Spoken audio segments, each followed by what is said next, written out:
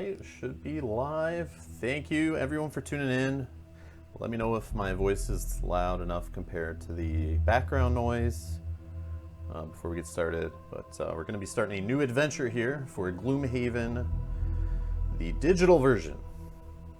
And if you haven't seen already on my YouTube channel, Rob's Gaming Table, we play lots of Gloomhaven, have like 40 something episodes up there playing through the board game of this game all the way through, including even a few missions after beating it. And we plan on going back to it shortly with the Forgotten Circles expansion, but then they came out with this digital version in early access. It's just the adventure mode, the full board game adventures campaign, all the different classes, all that has not been fully implemented into this yet. We basically paid $25 US to play as beta testers for Asmodee Digital here for about a year probably, until they're fully complete with all the content and release it fully as the board game adaptation or digital adaptation of the board game. But for now we have adventure mode, which randomly generates basically a quest with towns and dungeons and enemies, and you can pick from 4 different classes to start. We're going to do it with 2 classes. We'll start with that. So let's get into this here. All right. Yeah, and if you want to see the board game content, go check out Rob's Gaming Table over on YouTube. The link should be down below on the channel here on Twitch or in the YouTube video description. Well, if you're on YouTube, you already know where the channel is, but yeah. All right, so this is a party I was playing back with earlier today. I did like a little test stream at lunchtime, but we are going to start a new adventure. Oh, change party here, I guess. So we're gonna do it with 2 heroes. And I started off with the spell shields, but they all have little team names here. We got Doom Crushers, Venom Stone, Earthbrand, Swift Scars, Poison Flame. And it looks like I don't get to play with 3 or 4. So for now it's 2. So let's pick a team here. I think I want to go Swift Scars with the Brute and the Scoundrel. I can't remember if we played with the Scoundrel in the regular game or not, but definitely the Brute was my starting class in our Gloomhaven campaign, so it has a special place in my heart. So I guess we'll start with that, and I don't think there's anything else. Current objective is a Bandit Commander, a High Cultist, and Undead Commander are the random enemies it's put together with him. So every time you start a new adventure, random enemies, random dungeons, random everything. I think even some of the player cards you get all the starter cards, but some of them you might get random cards in there too. So let's see, I think that's all we need to do here. Can we check? Oh yeah, cool, we can check. So the Brute gets the Boots of Striding, which I think is a recommended starting item in the main game with him anyway, and a Minor Healing Potion, so during your turn you can perform a Heal 3 self-action. And for the Boots, during your movement, add +2 move to a single movement. And the Scoundrel starts off with the Eagle Eye Goggles. During your attack, gain advantage on the entire attack action. So it's got a little symbol down there in the bottom right. I don't know if I can click it. Oh, you get to look at the cards too before you go. Theoretical Pops, thanks for joining. Let's see, Love Gloomhaven, didn't know you had a YouTube channel. We met back at Black Knight Games. Haha, awesome. I started as a Brute as well, then I upgraded to a Quarter. Hey, watch with the spoilers, man. Don't be dropping any names of classes here that aren't in the starter set. All right, so let's go here. Yeah, I guess we'll go with this. I don't know all the cards for the Scoundrel very much, but yeah. Disarming Trap seems to be a thing. Attack 3, move 5. Okay. Yeah, the Brute I was playing with earlier today a little bit. But I don't know if you get different cards or not, or if it's the same. Like, I don't know if this is his level 1 cards, or as you play through this adventure, you can level up your cards. I don't know if they added that to adventure mode or not. But I guess we'll find out. Stick around. We're definitely going to play through at least 1 full adventure on the channel for sure. But I do want to try the different pairs, and since it's random, I know I think it's like 2 or 3 bosses are in this adventure mode, so I don't know if you can get different bosses each time you play also. But yeah, it's worth a shot. Let's go. So choosing difficulty, normal, hard, or insane. Peaceful, 25% less enemies on normal. Blessed, heroes start each scenario with +2 blesses in their deck. And healthy, heroes have 25% more health. I think I'll go with normal here for this first stream, just as I get used to the controls and used to the game again. It's been, I'm going to say, almost a year probably since we played Gloomhaven the board game. So yeah, it'll take some getting used to all the different cards, the actions, the iconography, all that stuff. So welcome, mercenaries. While drinking at the Wayward Inn, you overhear snippets of a conversation between two town militia. Apparently, a local bandit commander has come into possession of a number of heretical texts and has begun researching necromancy. Every time the damn necromancers. In every fantasy game, it's always about the necromancers. We played Keyforge a few weeks ago. Oh no. Theoretical pops. Not sure. Maybe it's Brad. Is it Brad? I don't know. But anyways. Alright, let's continue on. Okay. You're well aware that magical research often requires a handy supply of gold. After asking around, you discover his hideout's whereabouts. Looks like we're in the Ashen Bond Retreat. Okay, so let's continue here. Oh, I see. That's where he is. I get it. I get it. Can we move around this map? Yes, we can. WASD for the win. All right. So I guess that's where we're trying to go. But we start off in Wayward. And it looks like we have 3 different paths to go. So obviously you are unprepared to assault his base just yet. So you prepare to leave Wayward and head off to raid some local crypts in search of knowledge and some better equipment. Alright, so let's start the adventure. My name is Ron, your wife, and my friend Jordan. Okay, cool, Ron. Thanks a lot for joining us, for sure. And I hope to play you in Keyforge again in the future at Black Knight Games, for sure. I need to get back out there, that's for sure. Alright, so let's see here. Start a journey, choose a path or a settlement. Failing the journey will return you back to the starting village. Okay, okay. Interesting. So it looks like green is probably the easiest. Yeah, difficulty easy. Run length 3 scenarios. Reward is 20 gold, 21 XP. And there's something here about resonant crystal, boots of dashing, and remote spider. And then we have a wand of brilliance, wand of tremors. Going the other way, medium. Run length 2 scenarios, 12 gold, 25 XP.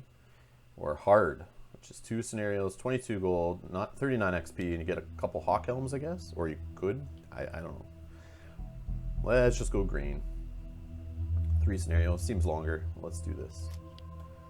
Are you sure you want to start a journey? Hell yeah. Okay. So we're at Wayward. Starting location for many an adventure. Wayward is the stopping off point for merchant traveling between Gloomhaven and Demon's Gate. Much of the rare spices and silks from the Avalrath Empire passes through here, giving the town an exotic feel. So yeah, just so you know, this is early access, so there could be bugs, there could be crashes. They will be adding stuff to the game over time. So they're going to add new enemy classes, new character classes, and all that as we go. They'll flush out the tutorial mode, I guess. I don't even know if there is a tutorial mode yet, but they said that's coming. Alright, so we're going to the shooting gallery. You've heard rumors of this is where a group of bandits train their archers. Kill all enemies. We got bandit guard, bandit archers. Let's go. Travel to destination. So only one path. When I played earlier, there was 2 branching paths you got to choose from. So it looks like we're getting a road event here. Tired of traversing a tedious route around a dense forest, you contemplate taking a path straight through the maze of branches to shorten your journey time considerably. You notice a slight clearing behind the bushes ahead that could prove to be a shortcut through the dense forest. Now that font is so small, I don't know. So we get a bigger font here. Try the potential shortcut. Continue down the road. Both will probably be bad. I'll say continue down the road. After mulling it over, you decide it's perhaps best to continue down the road, and let's leave. Okay, so nothing happened there. One I did earlier, it started splashing the screen with large icon saying what we got, and I got blessed for the mission and stuff. So yeah, I guess I got nothing there. All right, let's go on our adventure. Yeah, so the idea is when they finish this game, and supposedly in 2020 or beyond, it said in their marketing material, they'll, at that point, in 2020 or beyond, after they're done adding improvements to it, adding all the stuff, building the game out, they'll release it in the full version, which is supposedly going to cost more than the original early access price of 25 US. And at that point, they'll have the entire scenario, all the classes, everything, and it'll be a one-to-one to the board game, supposedly, with this adventure mode on the side, which is just like the random dungeon mode from the board game, pretty much. So yeah, so in like a year or more, and everything gets delays, right? So it might not be till early 2021, who knows? But yeah. All right, so we can pick our starting points here. It looks like we got 5 options. And what do we got in the room here? We got a bandit archer, so we can zoom in, zoom out. You can get right in there. You can swing it around here using Q and E, and then you got WASD to kind of move around. So you can look at it like a board game from like up above, or you can get right in there and you can get all cinematic and see things at different angles, which is kind of cool. Yeah, so we have Bandit Archer 2, Bandit Archer 1 here. They are regular, no elites. Their health in super tiny font here on the right. It's 4, the movement is 2, attack is 2, range is 3. And then it also shows you underneath, the attack modifier shows you exactly how many of each card they have left. So the null all the way up to the ×2 modifier card. And what do we got back here? We got a Bandit Guard Elite. He's got 9 health, this guy. Movement of 2, attack of 3. And let's see here. And then this guy is just a Bandit Guard, 5 health. Okay, so Archers 2, Elite Guard, and a regular Guard. Alright. Let's see here. Alright, so I don't know how to get these guys to work together very well, so let me just look through the cards for a minute. You can also hit left alt to look at all the cards at once to kind of see what we got stuck with here. So we got some range attack, which is good. I'm all about the range attacks. Let's see, attack 3, add 2, gain an XP when the target is adjacent to any of your allies. Okay. I remember there's like a brute and scoundrel, like they work well together from the board game. Because the scoundrel needs the brute next to things, and then the brute is all about like tanking. He's got high health. He gets in there, he's got only like 1 range card, so he's all about smashing up close. So we can just disarm traps here, attack 3 with poison, attack 3. So none of these are burn cards at the top, which is good.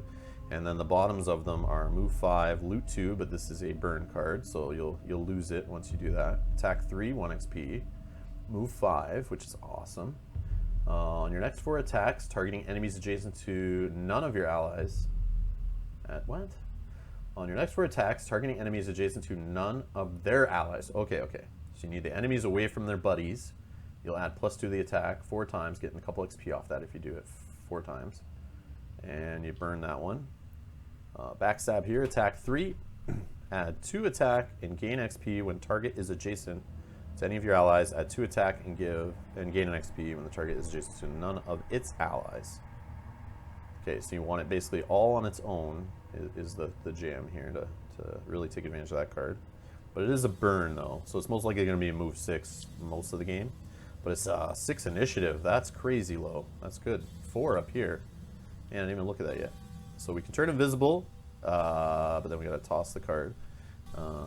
Pull 2 and then range 3 pull. So you can pull someone who's 3 spaces up to 3 spaces away, 2 spaces close to you, and then whack them with a good attack. You can heal yourself for 3, which is awesome. Move 3 with poison, and then we gotta move 2, attack 2, and a loot 1. That's cool. So the highest is 86. So let's go over to the brute. Let's take a look at what we got here. So we got attack 2 with disarm, that's nice. 10, that's pretty low, that's good. And we got this, let's just look at the tops here. We got retaliate for the rest of the round, gain XP each time you retaliate. So see, he wants to be up close, he wants to be getting smashed by guys, that's his thing, right? And then attacking with a push, it's good if there's traps around. which there don't look to be any in this room that I see. Yeah, I don't see. Oh, there are. There are. Right in the back there, flashing. Let's see if I can get around and see those. Yeah, right there. Trap damage 2 and a trap damage 2 over here. So let's go back here. So the pushes are good for that. And also to get them away from you. After you attack, you throw them away, so maybe they don't move the next turn on one of their card flips, which would be nice. So we got attack 6, but you got to burn it. Attack 3 with Pierce, great if they have armor. And then over here we got enemy who targets one of your adjacent allies with an attack this round targets you with that attack instead, regardless of the attack's range. So you kind of absorb attacks from your ally there. Heal 2. This one, you set it up, it's there for the rest of the game. On the next 6 sources of damage from attacks targeting you, gain shield 1. So another, if you're in the thick of things, you're getting hit a lot, that's great. Move 3, push 2, target 1 adjacent enemy. This one I love to play usually near the end of the scenario or in a room with lots of guys. Move 4 with jump, attack 2, target all enemies you move through. Throw it away, you get 2 XP. And we got shield bash down here, attack 4 with a stun. That's nice, but you throw it away. All the like really good ones, you'll look down, you're like, ah, it's like a one-time use. Attack 3 at range 3 is like my favorite card out of his. I just like the range, so you can hit someone wherever.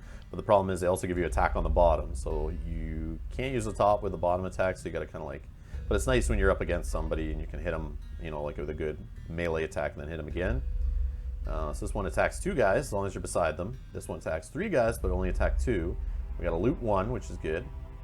That'll grab any treasure or dropped gold on the ground up to 1 space away.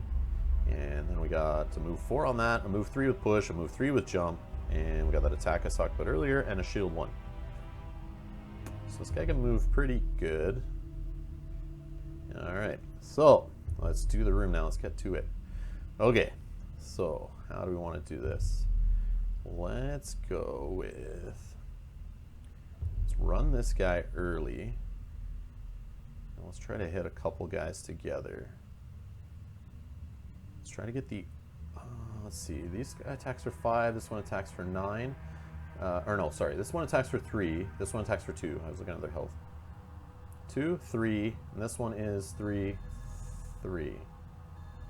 Okay, so I usually like to go after whoever attacks the hardest, or who will attack me the most over a scenario. So obviously archers can get you anywhere on the map, usually, especially in a small room like this, or usually in any room, I mean to say, not anywhere on the map. But so I like to take them out early, so they're not just pinging me every turn.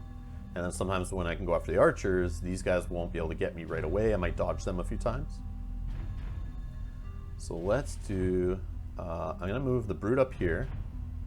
I'll actually throw the scoundrel over, whoops, sorry, scoundrel. We'll actually start here. So let's do the brute. Okay, let's do the brute. He is going to, let's do something crazy here and push them into a trap while we can. Where was this?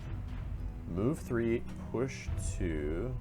Okay, that's 61 though. Where was that ranged attack?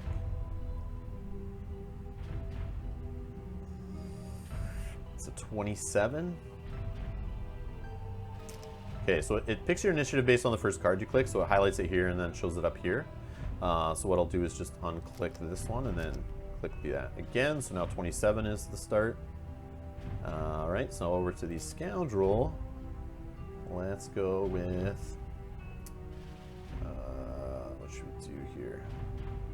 Now I doubt the brute's going to take both these guys out right away. Well, let's take a look here what we can do with the scoundrel. Can we do some crazy early like hit that may flip a nice card? Because remember, we're blessed. We have 2 times 2 cards in our deck on top of the regular times 2. So that's, you know, there's a better chance than usual that maybe one of these first attacks actually times 2 and just wipes the guy off the board before he even gets us. So that's why I like to go early here, get the jump on them.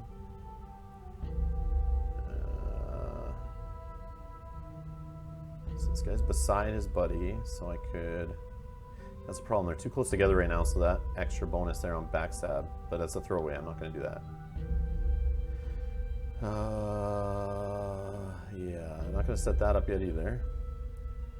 Let's just do this attack 2, targeting 2. We'll go early with that, so then we can maybe finish these guys off, or hit them first and then let the brute come in and finish them off.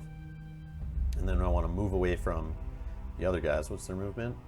2 and 2. Yeah, these guys will probably get me wherever I am, but maybe a poisoning an enemy would be pretty good on the move 3. So move 3 might be able to move me away from these guys on the left, but obviously we'll see what happens with their initiative. Might totally change how you're gonna pick your cards and your abilities. This is all just guesstimating here. You do the best you can with the information you have, and then you end your selection. There you can see how many cards we have left of each type. So yeah, we have 3 times 2s there. There's those little tiny pips underneath the times 2. All right, let's do it. End selection. So here's them flipping their cards. So we see Bandit Archer got a 29. So actually we're going before them with a 10 and 27. We're actually earlier in the initiative order. So Bandit Archers are first. They will move 2 and then attack 2 and then range of up to 4 on that attack. So they're not normally, or these guys are ranged, but they're extra range now, and they can immobilize you and stick you where you are. So thankfully we're going before them, so hopefully they immobilize us very close to them and they can't get away. So then next turn we can whack them with a melee attack up close if they're even alive still. And this also, seeing what your enemies are going to do right now, might change exactly what you're going to do, because you might prioritize someone more if they're going to poison you, going to hit you harder, and that kind of stuff. And you might not go after somebody who's not going to be able to reach you, and you just don't worry about them, you know? You got to deal with the most immediate threats. At least that's how I play. So the Bandit Guard Elite is actually going to move 3, then attack 2. So that's pretty bad. He's probably going to be able to reach whoever he wants. And then the Bandit Guard, move 3, attack 1. So since the Scoundrel is going earliest in initiative, if there's a tie for who the enemy's going after, if it's the same distance, it's going to pick the Scoundrel. Alright, so I still want to prioritize the Archers, though. I do not want to get stuck. But they're only attacking for 1. Guard Elite's attacking for 2. Alright, let's just do this. Okay, so first things first. Range 3, so 1, 2, 3. So I can hit both these guys, and assuming I flip a 0, I'm hitting them for 2 each, taking away half their life. But I mean, you could flip -1s, null cards, you could flip +1s, that kind of stuff. So -2 even, a +2, so we'll see. So I am going to target them first, confirm, and we see here in the tiny little font, that was a +0, this one's a -2. So I'm trying to get used to seeing where the card flip is. But I think it's a huge missed opportunity by the developers not to show on the right side of the screen there a giant deck or card, at least, of the enemy's card being flipped each attack. So you actually see the ×2, because that's part of the fun of the board game, is that like flip of the top card and, oh, is it the null, is it the ×2, is it the whatever? They missed the opportunity for now by sticking it in this tiny little bar here. I know I can get closer, but it happens so quickly on, and if you're attacking like 3 enemies, it happens way too fast, and you kind of miss what happened there. So obviously these guys didn't take any damage. So I don't know what's going on there, but so if I check over here, I can see, yeah, look, my null is gone and my -2 is gone. So I don't even think it was showing the card flip in there. I think it just shows you what the final total is. But they need to show you, I don't know if I'm missing it somewhere on the screen, but they need to like flip the card and show you, get all excited, you know. Like maybe not as big as this card here, but just show it somewhere on the screen. They got a lot of empty space. I mean, I guess if you're zoomed in, you don't, but anyways, that's my little rant. Okay, so let's move and poison. Let's move close to these guys. Yeah, let's move right here, confirm. And let's poison this guy, confirm target. Alright, so the other thing too is ailments, or like little, I forget what they're called, but yeah, let's move. They're only here above the character, so if they're strengthened or whatever, you only see it by looking very close here. But if you're out like this, it's hard to notice like these little dots there of what they actually have, so that's something that I think needs improvement. Alright, so let's end the Scoundrel's turn. And we have a question in the chat here on YouTube. Do you get XP and gold even if you fail scenarios like the board game? That I'm not sure. I know you get some, and we'll see at the end of this scenario, we'll see like a rundown of all the points we got for what, and what we found in the scenario. And there are treasure chests and whatnot. I've only played 2 scenarios so far earlier today, so it was kind of quick just for testing, so we'll find out how it rolls here. Let's see, so scoundrel time. Let's go attack. So we don't want to be up next to him with a range attack, so we're going to do that from here. And let's actually... let's hit the poison guy. Confirm. Knife to the face. And this is a thing, so I can push him onto the trap. He'll take 2 damage and finish him off. Confirm my movement. I'll skip the rest of my movement, because I can move up to 3, but I only need to move 1. And let's confirm this guy onto this trap. Confirm the push. That was awesome. Alright, and he dropped some gold there. And we don't need to heal or anything, so we're just going to end the brute's turn. This guy runs away, tries to get so he's not at disadvantage. Steps back there where there's now no trap, and then shoots at the brute. And immobilizes me, as you can see there right above. Okay, so then this guy ran in the elite here.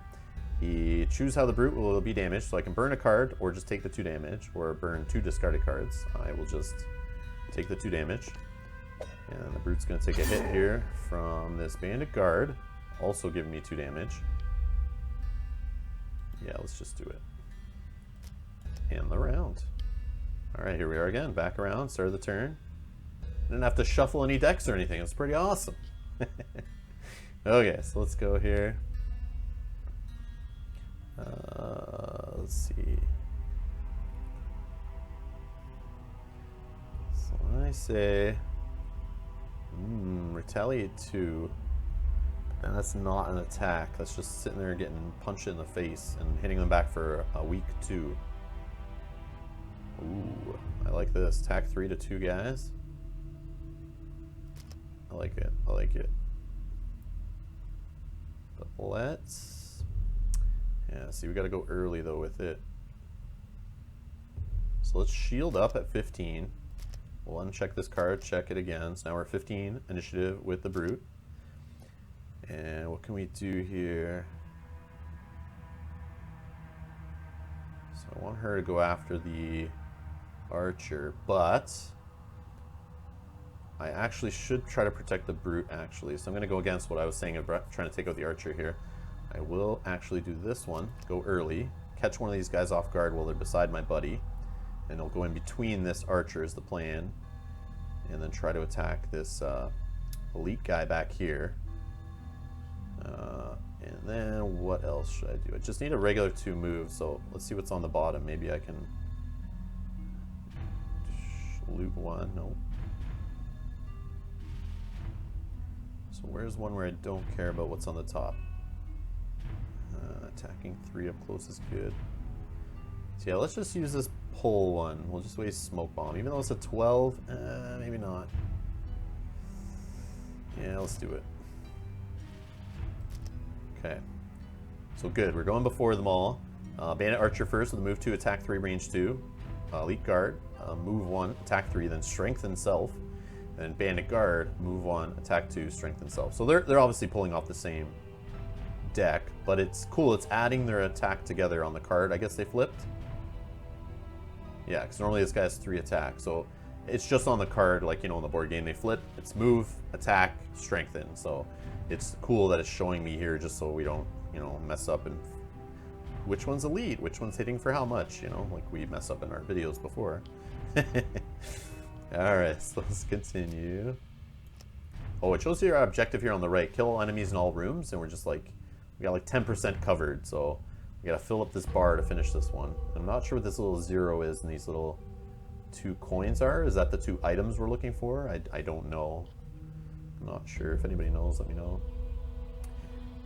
Khaki Chanel, thank you for joining.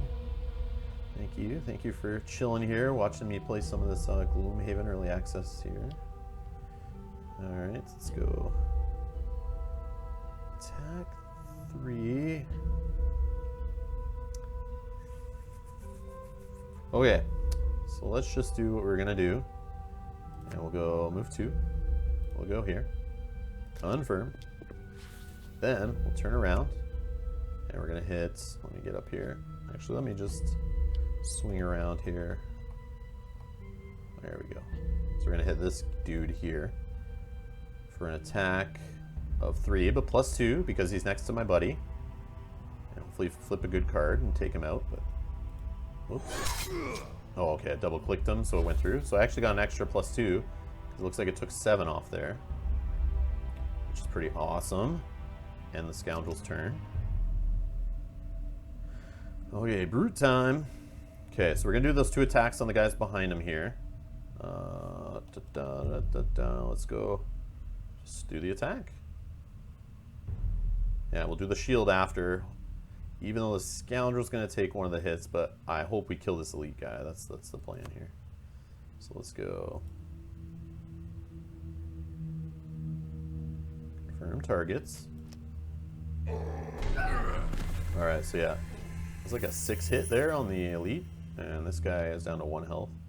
Took off 4. And then I guess I'll just shield up, even though this guy's not really going to be taking many of the hits. Or, actually, let's clear targets. Come on. Undo. There we go. We're actually going to move to... Oh, I'm immobilized. Can't go get the treasure. Shield it is. All right. He's going to grunt and shield himself up. And we're going to end his turn. No reason to heal yet. I think we're okay. All right, here's Archer going after the scoundrel. 4 damage.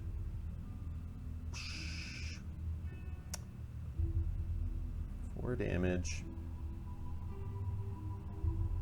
I'm okay with that.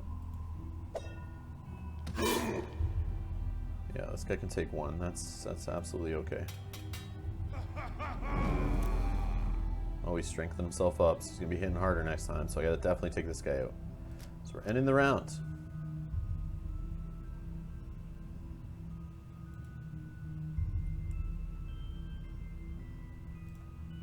All right, so let's pick our cards here for the brute or the scoundrel. Let's see what the scoundrel has here. Scoundrel's actually going to go at 6 quick and dirty and move. She needs to move 1, 2, or just 1 onto the treasure here. Where's the door? Where's the door? Oh, the door's right here. Okay, I need to keep that in mind. So I want to open that shortly. I think I'm going to long rest first, though, with both these guys. So we'll see. I just need a 2 move. Oh, loot 1. No, don't do it. Don't do it. Maybe that's overkill. So I can move 2, attack 2, or I can loot 1, and do I have a ranged? That'd be awesome. Nope, of course not. Nope. Dudes first, treasure second. Let's do this. So we're going backstab. I don't want to use up that loot card. And let's just use up the 23.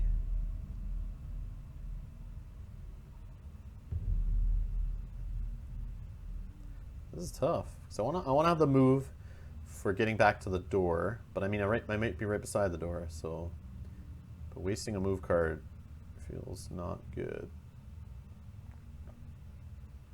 Yeah, let's just waste the loot.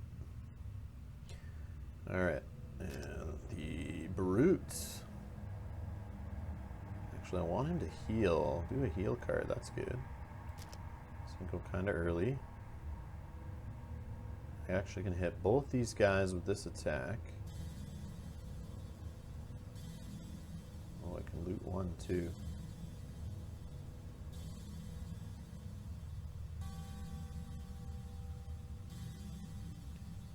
Let's go, yeah, we'll just this one. Alright, so, ooh, the brute's going after the guard. This guard's gonna go for a shield up, attack 2, some poison. So he needs to go. And then the archer is gonna move to attack 2, range 3. So, yeah, we now need to prioritize the guard, because he's strengthened. I don't need him hitting my brute. So we're going to just move 2 and attack 2 on him, and then move 6 back to the door. But if we're... Oh, yeah, that's a burn card. I don't want to do that. Oh, that was dumb. I don't know why I even picked that. So let's go here. Move 2. Confirm. Let's go 1. And then skip the rest of my movement. Now I'm going to attack. Confirm targets.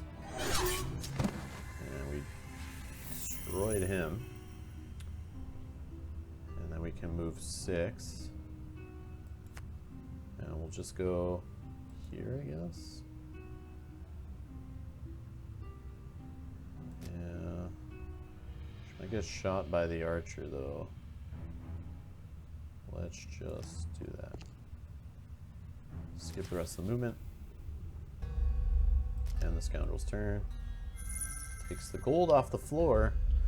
And now the brute.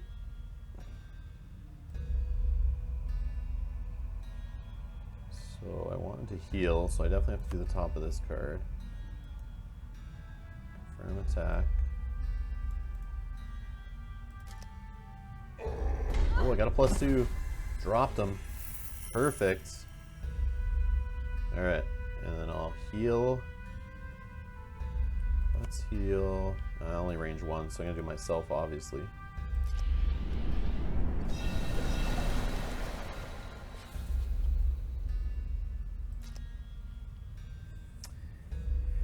Interesting. Okay, end the round. So now I'm a greedy guy and I'm going to take some loot.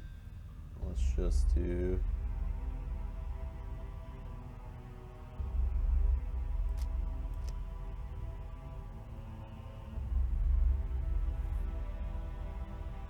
Oh, loot 1 is probably the best idea.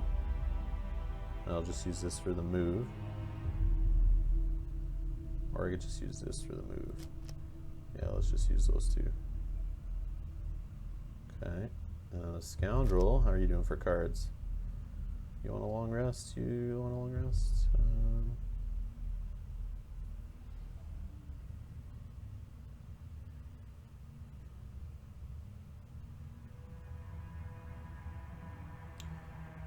Long rest. Use this goggles. During your attack, gain advantage on the entire attack action. Gotta remember these damn items. John says, can you go invisible and block doorway like board game? I don't see why not. I was playing with a Spellweaver earlier. She does have that invisible item.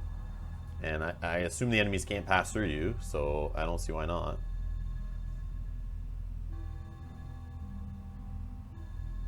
They're trying to make it just like the board game, like everything works the exact same. This is just like playing that one mode that's in the rule book. That's like you can just take those random dungeon cards that like give you the dungeon layout and where the enemies go and that stuff. It's just like playing that, but it forms it together in its own little like quest, which is kind of cool with scenarios like back to back. And a boss at the end, I guess. Right, so let's go. Oh, let's just go grab the gold and then rest next time after I dump some of these, because I might want to toss one of these cards instead. If I long rest now, I have to choose one of the cards that's in my discard pile. And I like them all. They're all pretty good. Except for maybe this one. Yeah, screw it. I'm long resting now. So I could do the invisible there, but... Awesome! Mortivus, thanks for raiding with a party of 5. I appreciate it. Hello, hello. Awesome. I assume you were streaming Gloomhaven earlier, and yeah. Time to pack it in. All right, so let's see here. Gloomhaven is treating us good. Yes, sir. Yes, it is good. I like it. I like it. I played through the whole board game over the span of a year with my wife and our one buddy jumping in and out of the party. So it's a special place in my heart. I think it's the most hours I've ever spent on a board game ever in the last like 6 or 7 years I've been playing modern board games. So yeah, I love Gloomhaven, and this game is really good. I like the way they kept it close to the board game so far. And I hope they stick to that. Alright, so let's go continue. And then we are going to...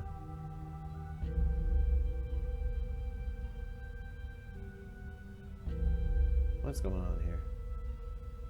I long rested. Did I pick my card? I don't know what's happening here. Oh, I'm on the brute's turn.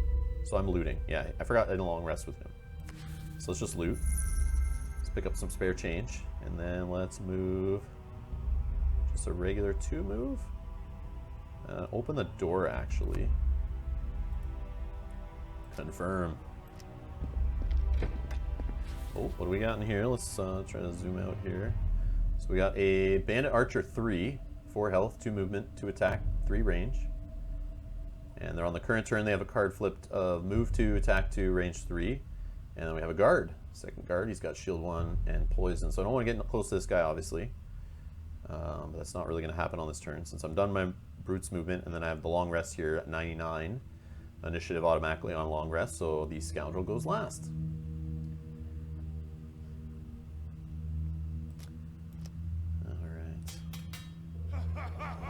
Currently skirting around the final scenario in our campaign. Oh, we did the same thing. We played it, actually didn't know we were on the final scenario because we weren't reading through the town records book. We kept forgetting it existed, and so we didn't really, yeah, we were just, yeah. I won't spoil anything, but we basically played that final scenario and then kept playing, not realizing we had finished it up because we forgot about the town records book. Trying to clean up a bunch of side scenarios. Yes, I'm definitely going to go back. We've had some requests on YouTube on our series. We put up 44 episodes of playing through Gloomhaven, and we've got lots of requests of different scenarios to go back and play that people want to see somebody play through. So we're going to go back, try some of those, trying to open up some of the classes we didn't get, but we also have the Forgotten Circles expansion. Just got that a couple weeks ago, so I definitely want to get that back to the table, and the solo scenarios. I don't know if you played any of the solo scenarios, Mortivus, but I got those, and so I definitely want to get some of those recorded for YouTube and playing through those, so that'll be fun.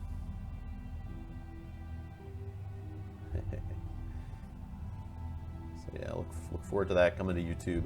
Rob's Gaming Table on YouTube. Check that out for lots of Gloomhaven the board game videos, for sure. Awesome. You played through most of the solo? That's sick.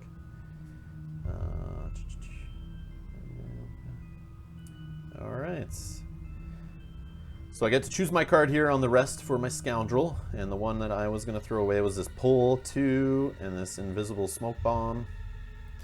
I think I don't need it. I'm good. It's a low initiative, so it's kind of sad throwing it away, but if most of the time I'm using it just for a move 2 or attack 2, it's not really good, in my opinion. Okay, so we're going to end the Scoundrel's turn. 3 Spears is my favorite class in the board game. So far. Out of the ones I've played, or my wife's played, or my buddy's played. Again, I haven't played all the classes of theirs. I've just seen them be played. So some of those other classes I might like if I actually tried them myself. But so far, 3 Spears is my jam. I also like the Sun. The Sun was awesome too.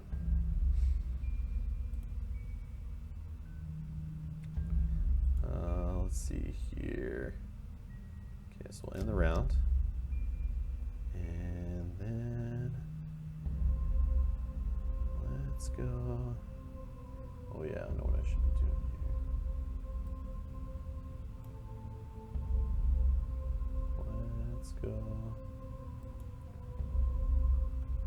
Let's go give Mortivus a follow here. Bang, before I forget. There we go. Alright. Okay, so we got 2 cards left for the Brute. So I should have probably long rested before rushing in here, but let's go on the attack. There's no elites, so that's not too bad. Do we have... No, we don't have anything on the move push to throw this guy into this trap over here. But we can disarm him. So let's go actually 10 initiative. Now let's just do our 2 cards, obviously. We'll just make sure we do it in the initiative order. We'll disarm this guy first. And then Scoundrel style, we're going to... Ooh, attack 2 at range 3. Scoundrel can move and definitely be within range. But I could go later on purpose and let this guy come closer. Could just be aggressive. 1, 2, 3. So I have to move at least 3. There's a door over here, I assume. Let's check. Yeah, there's another room to this. Yeah, because we're only killed half the enemies. And these 2 are definitely not going to get us to the full completion. So there's probably 2 or 3 enemies in the final room still. So this room I'm not too worried about. I can move 2. Attack 2 on the archer. But then I want to go early. What else can I do? I can also do the ranged attack. So let's actually go at 10 initiative here. And just make sure it's not a burn card on what I'm trying to do. Make that mistake sometimes.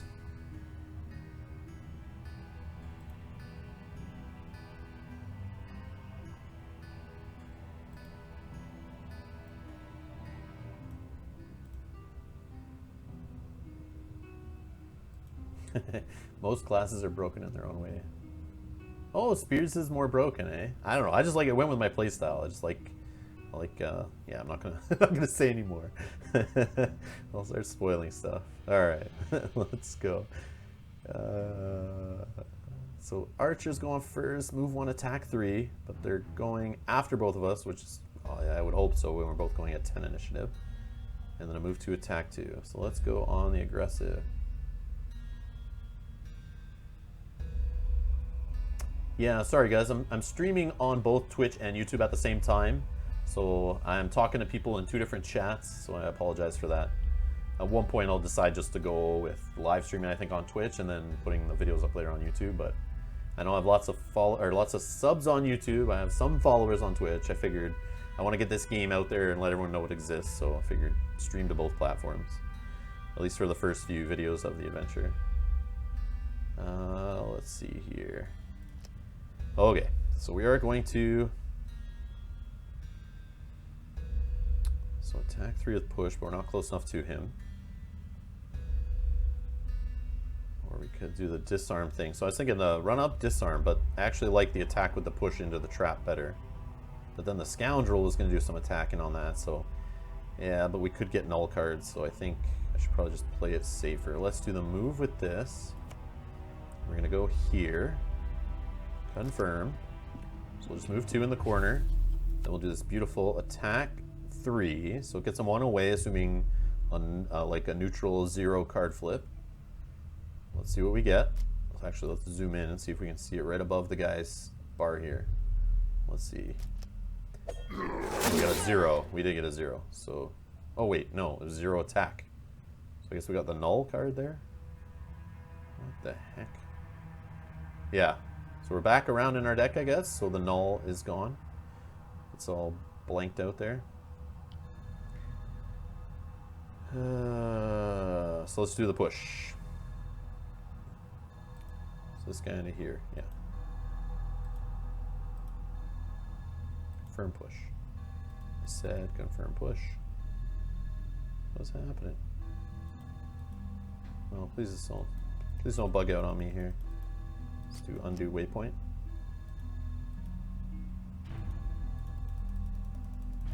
I don't want it. Okay, let's end the push. Oh, I think it's bugging out.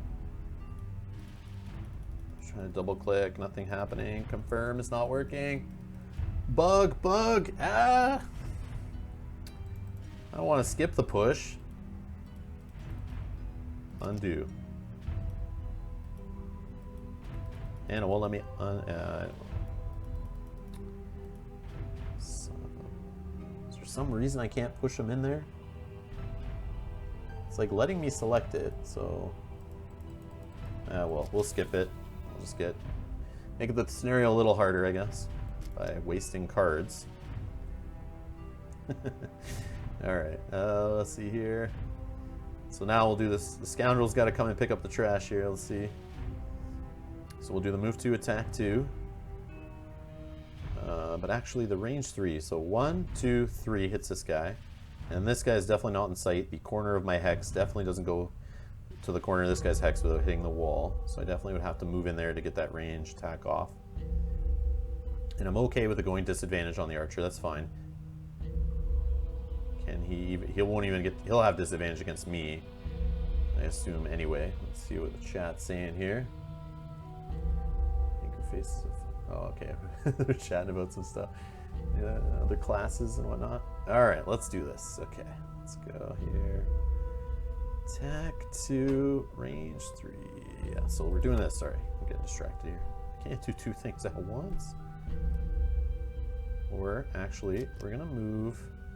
Yeah, let's move by the brute. So we're a little bit further. This guy's doing a move 2 anyway.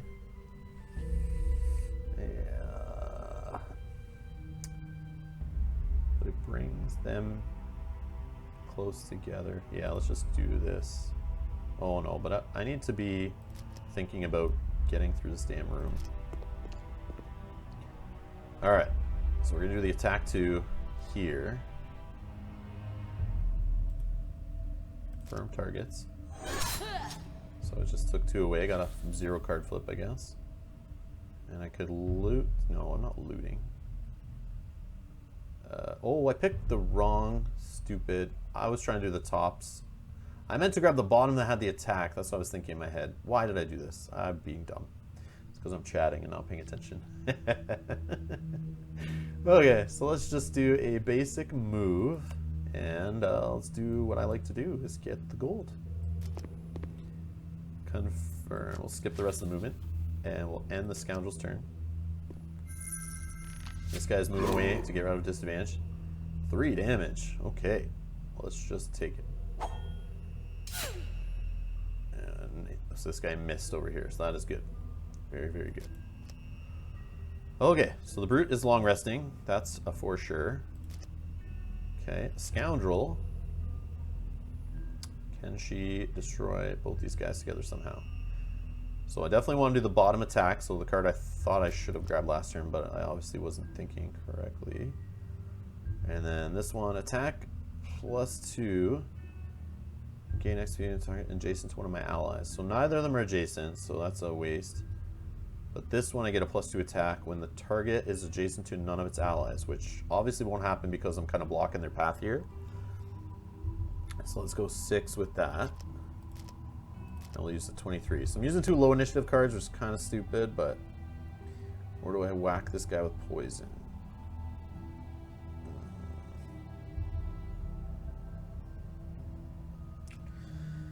Yeah, let's just do that. Alright. Do we want to gain advantage? During your attack, gain advantage on the entire attack action. Yeah, I think I want to do that on this guy. When do I click that? So Scoundrel's going first. Obviously Brute's going last. So the guard's going to move 3, attack 1. No, it doesn't need a move. I'm right there. But it's just a 1 attack. That's whatever. And then the archer is going to try to go after me because I'm lower initiative. And I'm closer. It'll move back. Oh, it can't move. But it'll still probably want to attack me even with disadvantage. I think. Or will it just attack the brute? No, I think it'll attack me. Oh, target 2. So it's going to attack both of us anyway. Bah. Bah. Alright, let's go.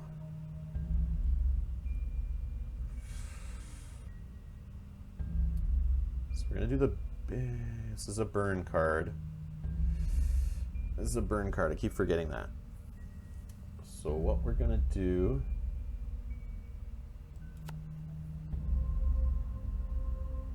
This guy's going to attack twice. Attack 1. So this guy technically is doing more damage to us possibly than this guy will. So I'm going to prioritize this guy. Just hit him with an attack 3. I got a +2 card, of course, so I hit him for 6. Or it gave him 6, +2, attack 3. I don't know what happened there, but he's dead. And then let's do just a regular attack on this guy over here.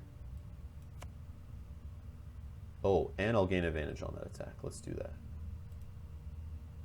How do I know if it's on?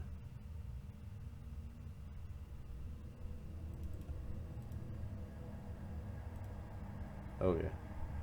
Oh, okay. So I select it, so it's not flashing. It's now targeted my guy. I'll confirm it. So I guess that's me using the card. Now I'll do my base attack on this guy. Confirming targets. Oh, I got 2 +1s, so that adds... I guess the best one is just 1 +1, so... Takes me down to 2 left. And the Scoundrel's turn. I received 1 damage. Yep, that's fine. And... what's happening here? Oh, this is my Brute. It's highlighted up here. I should look at all of the screen first. So what do I want to throw away to rest with this guy? Start looking at the higher cards. Loot and a move 4.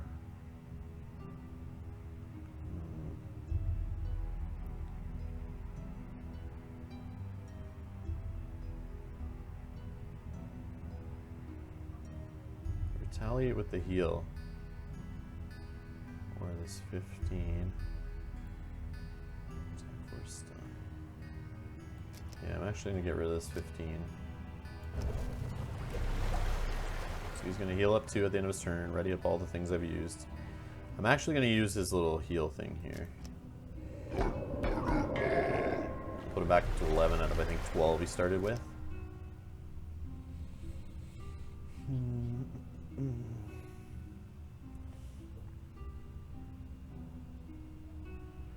And the round. Okay, so Brute 1, 2. So I can get him 4. He can attack this guy, or just do a 2 movement, get to some gold. I'll let the Scoundrel deal with this guy, and then hopefully open the door. But I want to get him close to the door too. I could just loot and move with this guy. Oh no, he's not close enough to pick it up. But the move 4 is on my loot, so let's maybe just do the move 4 thing, forget the treasure.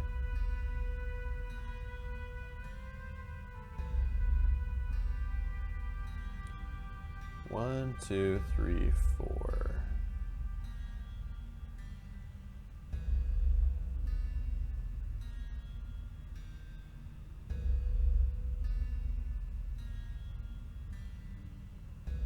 Let's go late with that though. Let's do... this other card I'm playing is going to be worthless basically, so whatever's on the top, that I guess I'll just use this Overwhelming Assault for now. The Scoundrel, what's she going to do? She's got to deal with this guy, and then she'll do some resting soon because she's only on 4 cards. Attack 3 with poison seems good. Move 5. Move 3, poison 1 edge's enemy, heal 3 self. The heal is going to be useful on her shortly. I don't have a bottom attack.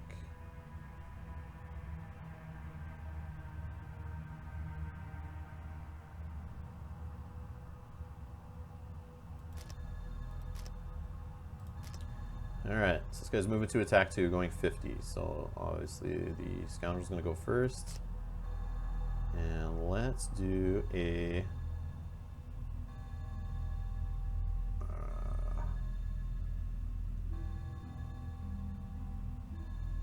attack with poison first on him. Confirmed. He's dead. No, he's not. It was 0. Got 1 off him. Nope, nothing off him. What the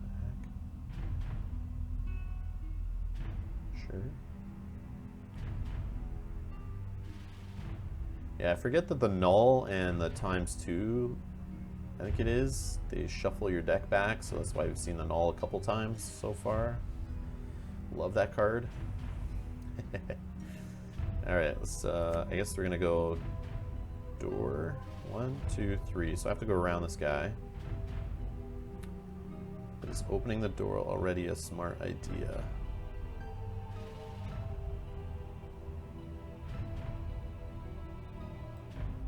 Yeah, whatever. Let's do it. Alright, what do we got in here?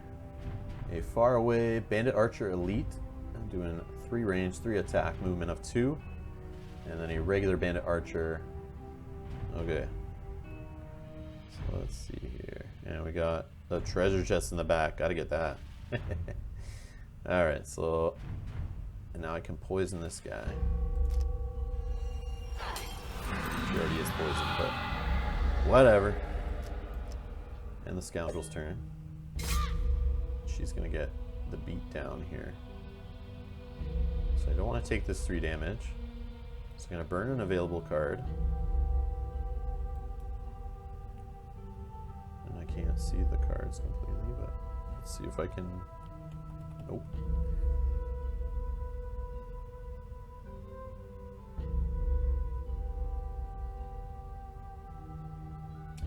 I don't know if that other one's attacked too. I'm gonna get rid of the 86.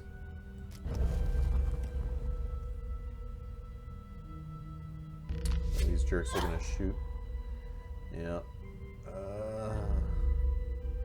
Yeah, let's just take that damage. And this guy's gonna probably reach me too.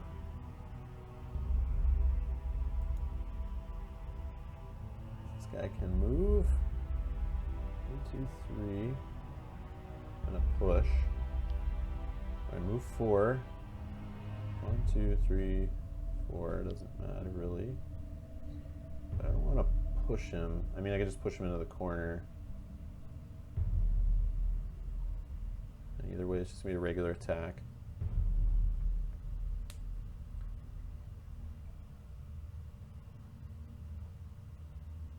And let's just do move 4. No need for boots.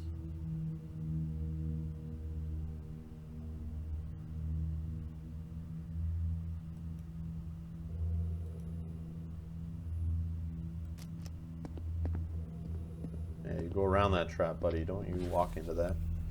Alright, then we'll go regular attack on this guy. Confirm. Yes, dropped him.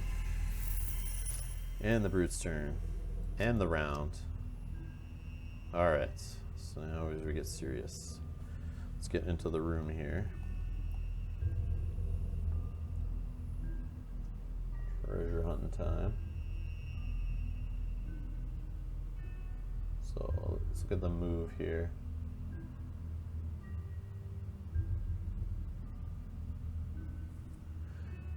Brute's not really getting in there yet. I don't have any good move, really.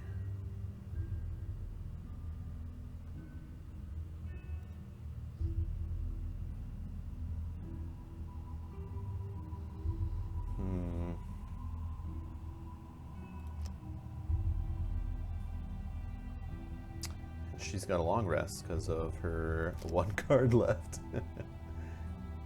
Or I guess I could short rest.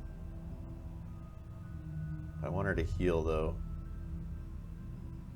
Yeah, let's just throw the brute in there to protect her. So she's gonna long rest. That makes that easy. Then it means we have to move 1, 2. Yeah, we have to move at least 3.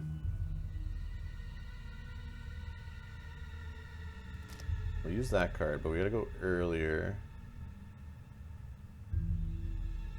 I guess we'll do an attack at range 3. So let's get ourselves at 27 initiative. Oh, I have the boots also. I have the boots. 1, 2, 3, 4, 5. I can get close to this guy. Yeah, let's use those boots. When the time comes, I guess. So I don't need to use that. Could disarm that guy. Yeah, let's go 10. Okay, let's just remember the damn boots. So Archer Elite's going first. Move 1, attack 2. Both going first. Oh, that's not good. They're gonna catch... They'll catch the scoundrel. That's a no good. Oh, he's dropping traps. And the scoundrel's getting shot with 1 damage, that's fine. And dropping traps. I like you putting traps on the ground. That means I can push you into them. Alright, let's do this move. Oh, I can do the move push now into that trap. I gotta get there. 1, 2, 3, 4, 5. Not enough. Because I have to be, the push has to be away from me, so pushing, I can't push him adjacent into a trap where he'll still be just one, like on an adjacent hex. But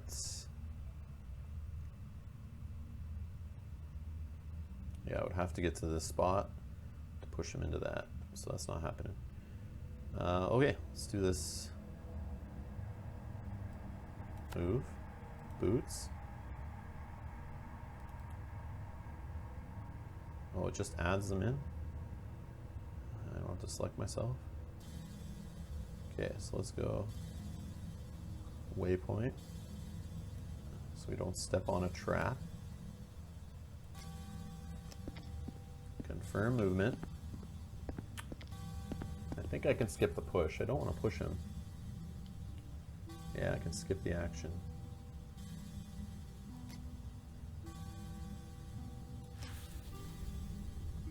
Now let's do the attack 2 with the disarm. Get someone away from dying.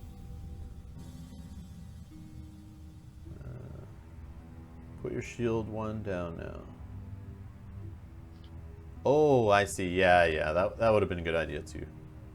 That would have been a good idea too. Sorry, I missed that in the chat there. Let's go.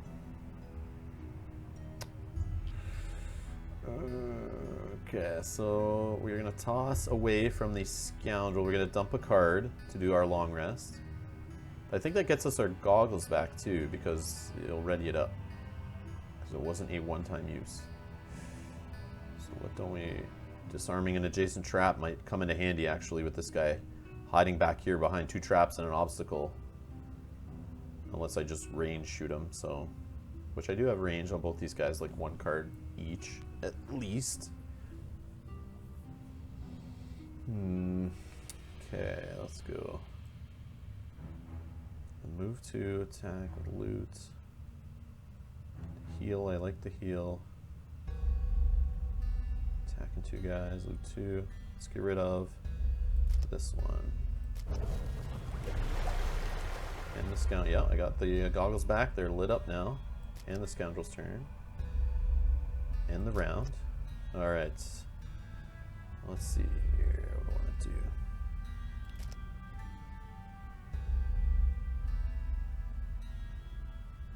Okay, let's go disarm the trap. 1, 2, 3 is all I need to get to that trap.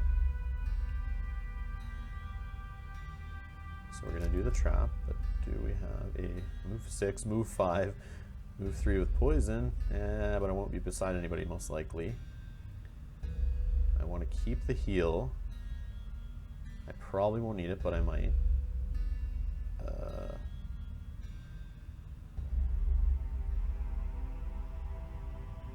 Adjacent to any of my allies. I'm gonna go late though. Yeah, let's just do this one. So we go as late as possible. So we're not up close here disarming a trap while the archer's shooting us in the face. And then we will pick for the brute. He's just got to deal with this guy who has disarmed. So I'm not really worried about him too much. Oh, the treasure too. Yeah, we gotta get that treasure. And nothing gets a treasure better than some jumping over obstacles. Alright, let's do a range attack. So I'm actually going to leave this guy alone because he's disarming. I could hit him before jumping too. But I actually want to try to hit this guy. Let's just do the range. We'll flip it around so we're going earlier.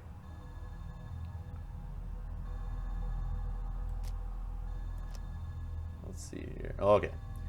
So we're going before the elite archer and then the bandit archer's last, and it wants to immobilize. But we know the regular bandit archer is not doing jack. It's just this jerk face, the elite, is going to try to immobilize, and someone at range 4, which is both would go after. Depends where we are, I guess, but we'll see. Okay. So sucks that we're going that early. Oh, 23. The scoundrel's supposed to go 60. I messed that up big time.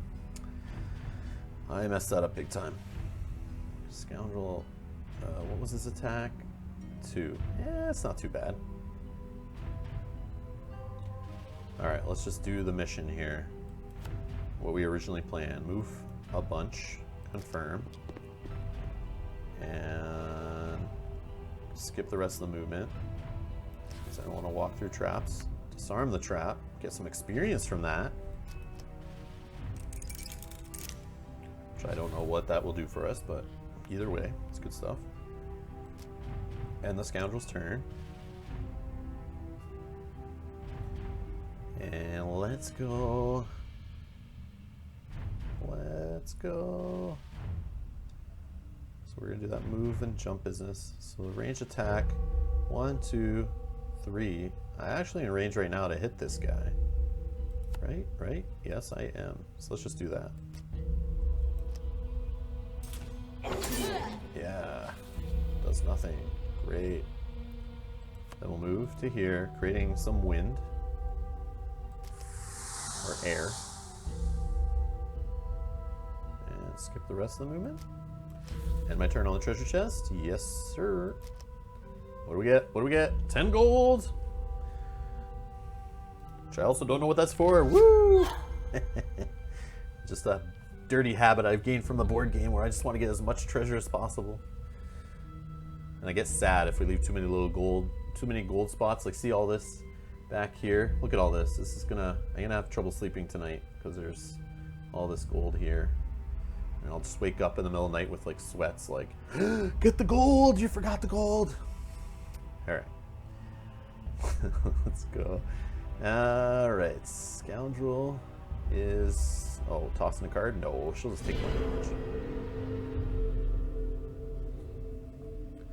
Let's go with... yeah,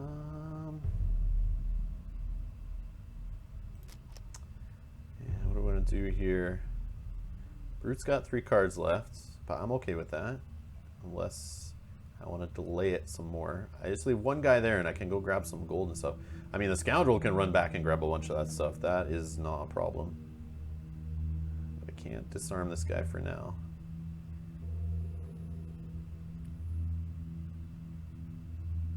Let's actually... shouldn't have wasted that range attack last turn.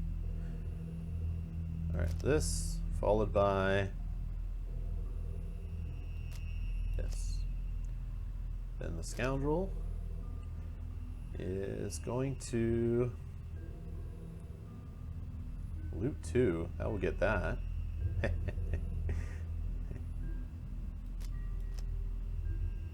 then what attack? Oh, but that's on the range attack too. So crap. Alright, we'll do it anyway. Move 3 poison. 1, 2, 3. Oh, I want to move 4. 4, 6. 5 is good too. Oh, I'm immobilized. Ah, don't waste the movement. Loot 2. It's gonna be... oh, that's a burn loot 2. It's so stupid. But the range attack's still good. And I'll just waste this move 3. Alright, and we'll make our entire attack action have advantage if I remember to use the Eagle Eye Goggles, which I refresh after my long rest. So the Bandit Archer Elite is going to be going 3rd. Attack 2, more immobilize. I think that is the worst ailment for me in the game, because I love running around, moving around, going quick, grabbing things, doing as much as I can on a turn. I think that's why I like the Brute. And yeah, getting immobilized just like grinds my gears. Alright, let's do Attack 2. Or the heal 3 self. Yeah, let's just do the attack, get some experience out of it, I guess. Oh, yeah, don't forget. Eagle goggles. Confirm. What's on goggles? Confirm target. Oh, wait. And you. Yes. Almost missed targeting both of them. So, nothing great there. And that guy just gets destroyed. That's great. More loot. So looks like this bandit elite archer is going to be what's left on the board while we run around for money. He'll be chasing us and shooting us in the butt as we're running around, so that's great. That's what I plan to do. And a move 3. I can't do it, so I'm going to skip it. I can skip it or skip it. I'll skip it. Let's go and... Alright, cards again here. For the brute's turn. The heal range 2, attack with pierce business, don't care. I could burn this card actually and do the jump 4 thing. We're healing on the scoundrel. That might be smart actually. Or yeah, let's not be so. Oh, it's a range 1 heal. So crap. Thought it was range 2. My bad. Alright, we're going to burn this card. And we're going to go...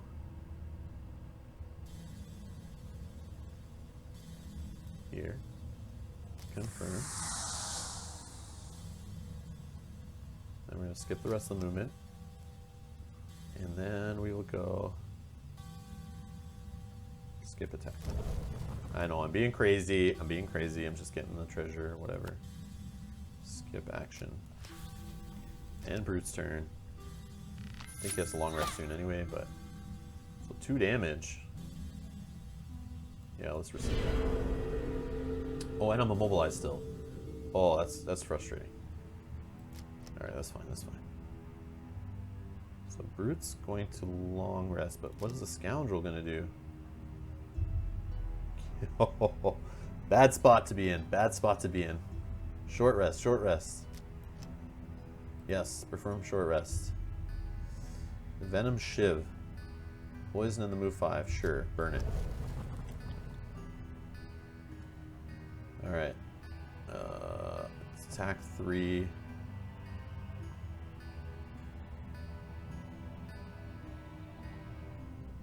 Yeah, I guess we're going to use this one. Oh, the heal 3 self.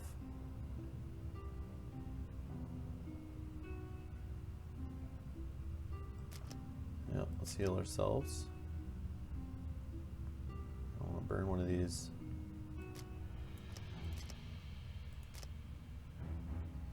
I don't know, it's silly. I'm putting myself in a bad spot here. The stupid immobilize. This guy. Let's just short rest. Leaping Cleave. Yeah, that's fine. Alright, let's go. Let's go to... So... I don't know who's going to be the one to do the final blow here on this guy, but he is super annoying.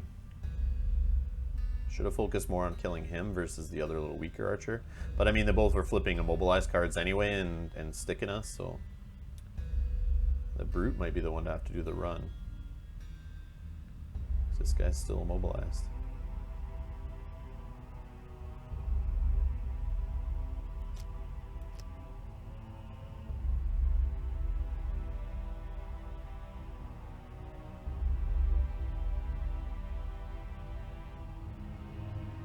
So I'm going to loot one, I think, to get this treasure. And then move...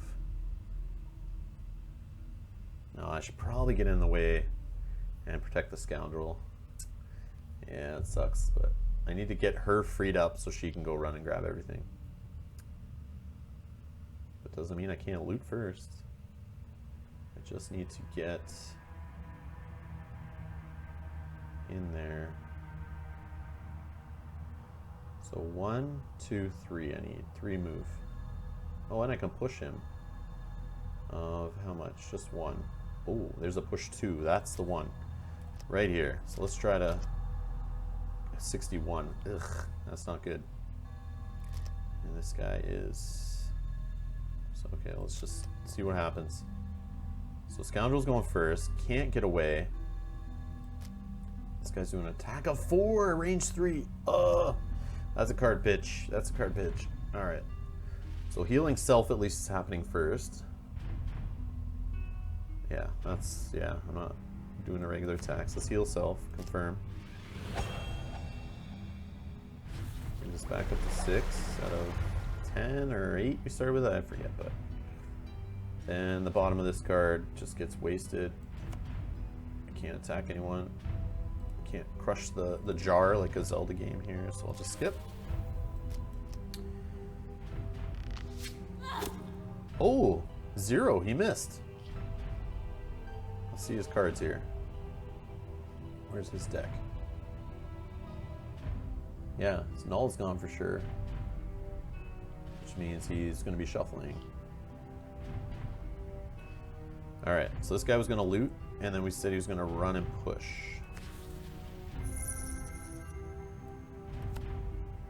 Here. Confirm. Walk by the Scoundrel. This guy.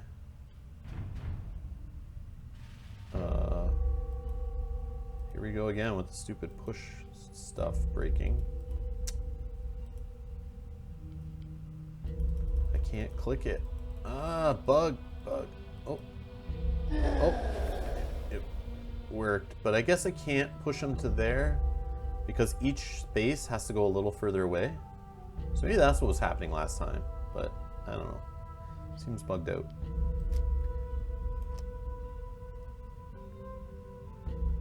And round. Alright, so let's... Scoundrel's not immobilized anymore. So she needs to go early and run. Move 6. 1, 2, 3, 4, 5, 6. Sure.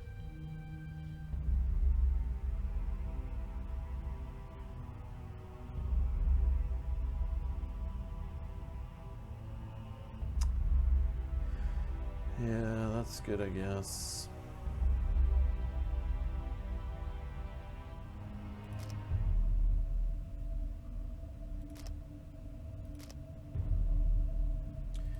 Okay, and then the brutes. Does he have any long movement? Nope, but he's just going to distract. I can disarm, actually. And I can push. So let's do that. Oh, but I can't do both. One will push him onto the trap. So let's just do...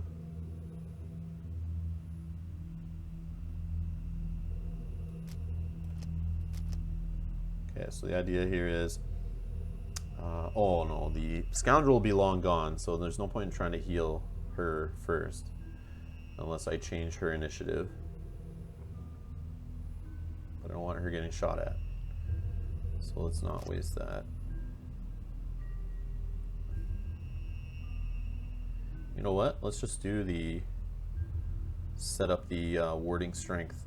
On the next 6 sources of damage from attacks targeting you, gain shield 1. Maybe I'll get an experience or 2 out of it. Should have did this a lot earlier in the scenario. But, yeah. So he's going to move 1, attack 2, range 3, create a 3 damage trap in an adjacent empty hex close to an enemy. So he'll do that before I can get in there, if I'm going in there. Alright, Scoundrel.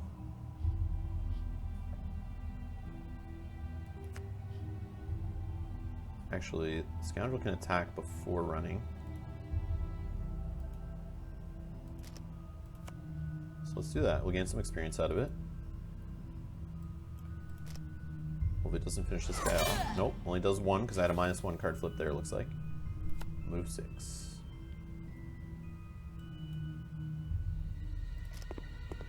Deferred movement. And then end my turn on the juicy, juicy gold. And then I get shot for 1 on the brute. That is fine. Not immobilized. And then he creates a trap in front of me. Good thing I picked a range attack. But do I want to end it now? I mean, it probably won't. I'll flip a card that'll make sure it doesn't. So let's confirm this action. Shield up.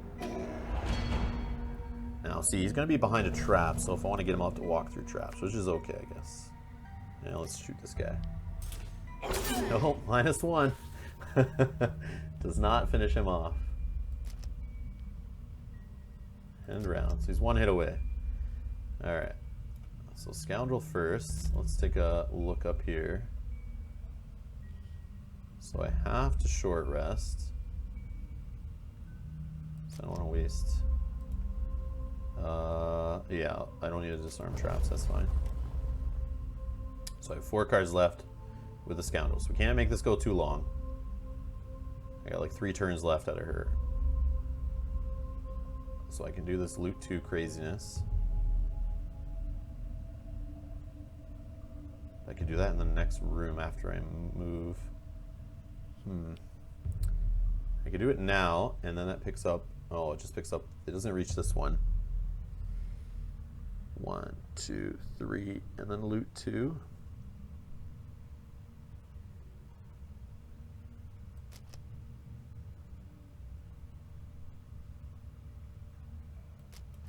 Somehow do a crazy move 6 back and get it all done.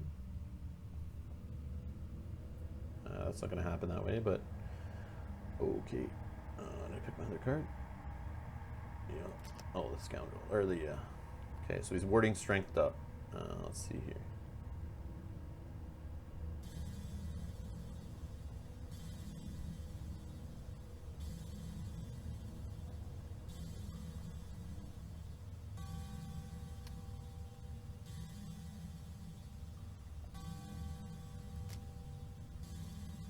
Just gonna long rest, actually.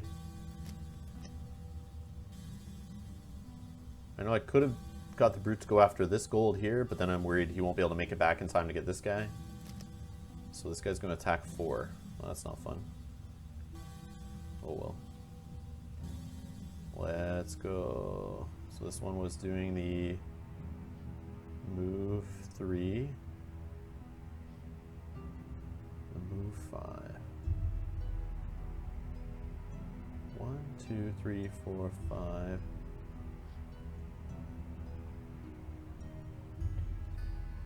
Okay, so let's go.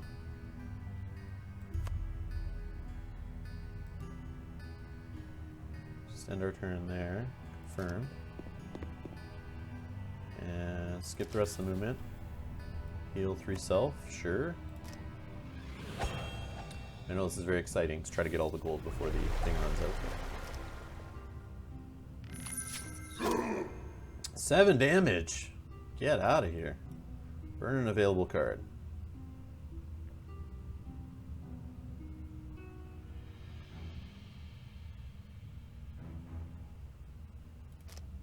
Get rid of eye for an eye.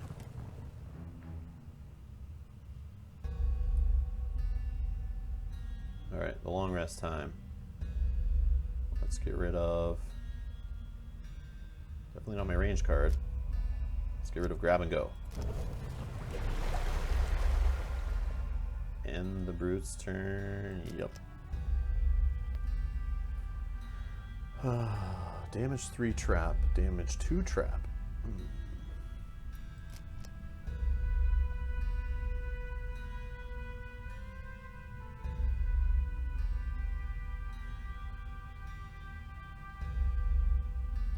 Yeah, let's just get her done.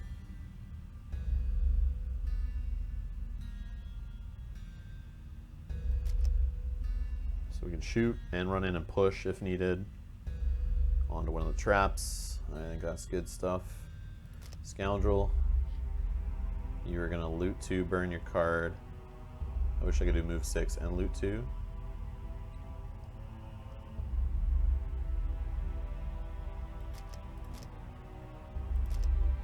Whatever. Continue. Alright, so she is going to turn this card. What? 1, 2? Why didn't you not loot 2? Well, that's annoying. I guess you can't loot 2 through obstacles. I am dumb. Alright.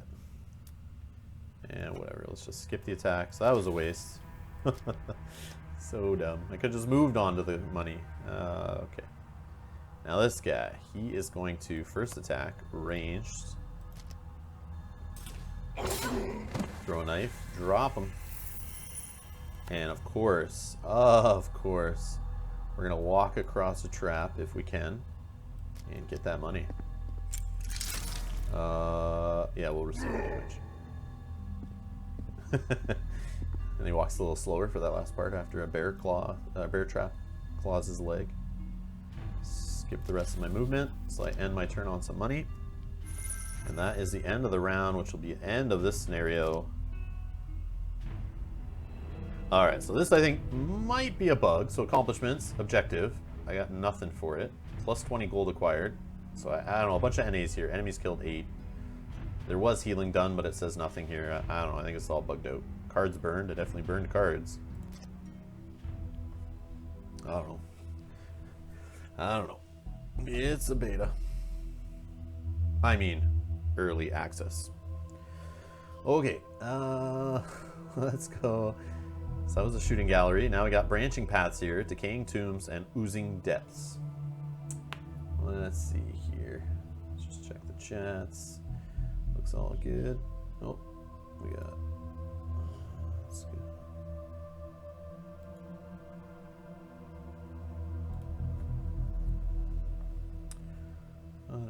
All right. So, do we get items from that or anything? All right. So here's our option: decaying tombs. The stench of death permeates through this area. Something is not right here. And then the decaying tombs. The groans of the undead can be heard deep underground. Kill all enemies. Living bones, bone ranger, living corpse, living spirit. Oh boy. For the other one just says cultists, which I hate, and living corpses. A bunch of different enemies would be cool. Yeah, would be cool.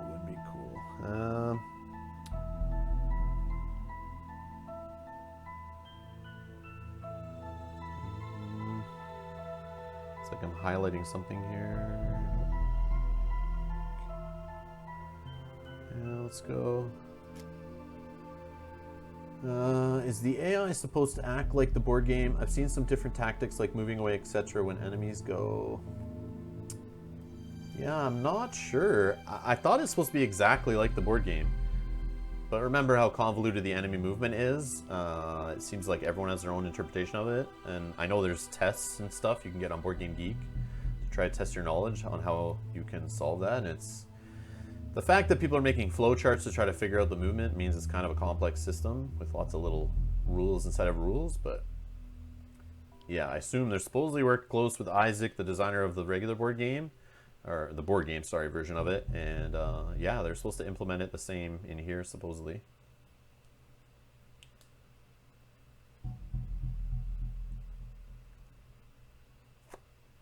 Okay, I am going to go to the decaying tombs.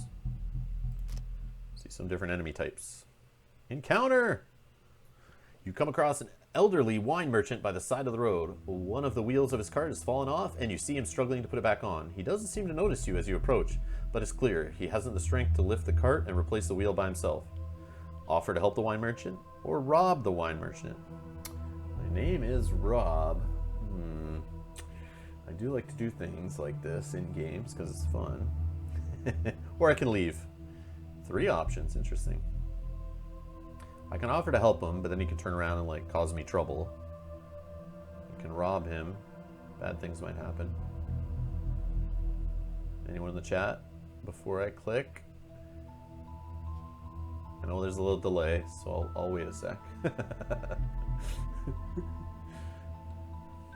Robbing the wine merchant sounds good.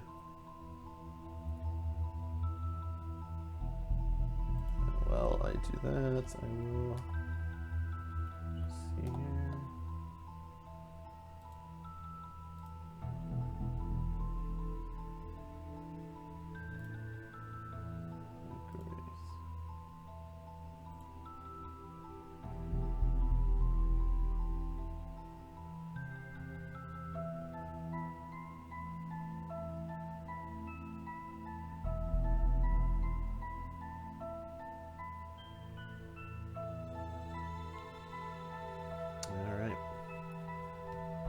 Nothing in the chat, so I'm just going with the rob the wine merchant. The merchant cowers behind his cart as he sees you approach with weapons drawn. Please don't hurt me. I'll give you a little gold I have, or what little gold I have. You can take as much wine as you'd like. Just please leave me be. With trembling hands, he reaches down to his belt, removes a small pouch of coins, and tosses it towards you. You pick it up and pocket the gold before picking up a bottle of wine from the cart. You drink. The wine tastes foul. You spit it out almost immediately. With nothing else of value taken from the merchant, you leave him to deal with the broken wheel by himself, and you continue down the road. 7 gold I gained. Am I going to be poisoned from his wine? You've been strengthened. Wow, the wine has some good stuff in it. So being bad and robbing the guy actually was really good. I like that. I like that a lot.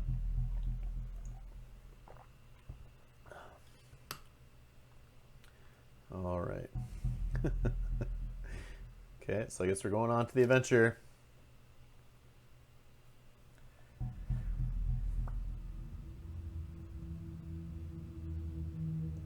All right, let's see here. So we have, let's get the lay of the room here. Let's see, I'll shake it around here. So this guy's got multiple arms. He's got 2 arms on one side, 1 on the other. Is that normal or is that a bug? Is that an early access bug? Just kidding. That looks cool though. And then we have the archer. So we got a bone ranger, 3 health, 2 movement, 2 attack, 3 ranged. And this guy over here is a living bones, 5 health, 2 movement, only 1 attack. But his active bonus, so you see conditions and effects in the bottom right there. He has innate. Target 2. So even though he's only attacking for 1, he'll be targeting 2 people at once. So kind of staying apart is good with living bones running around. And this guy has no conditions or effects right now. Oh, and they even remind you up here on the symbol. I think they should do that up there whenever something's immobilized or stunned or whatever. They should put it up there also, because you're always kind of looking up there for initiative order, and it would kind of remind you like what each guy has versus that little like symbol that goes under the health bar or hovering over them. And I feel like this little right menu should hover when I hover them over up here. But I click on it, I hover over it, and I get nothing. But I do when I'm over the physical models. So we got a trap back here for 2, trap here for 2. We got some gold just sitting there, and the door is over here. Starting positions. So I want to take out the archer as fast as possible. So let's just run at him and push him onto a trap. So the move we'll do will just be something like my heal. Go at 18. So I just need to uncheck this, check that. So I'm at 18 initiative. Then we'll go, the scoundrel's gonna go try to take care of this guy. Oh, I totally forgot.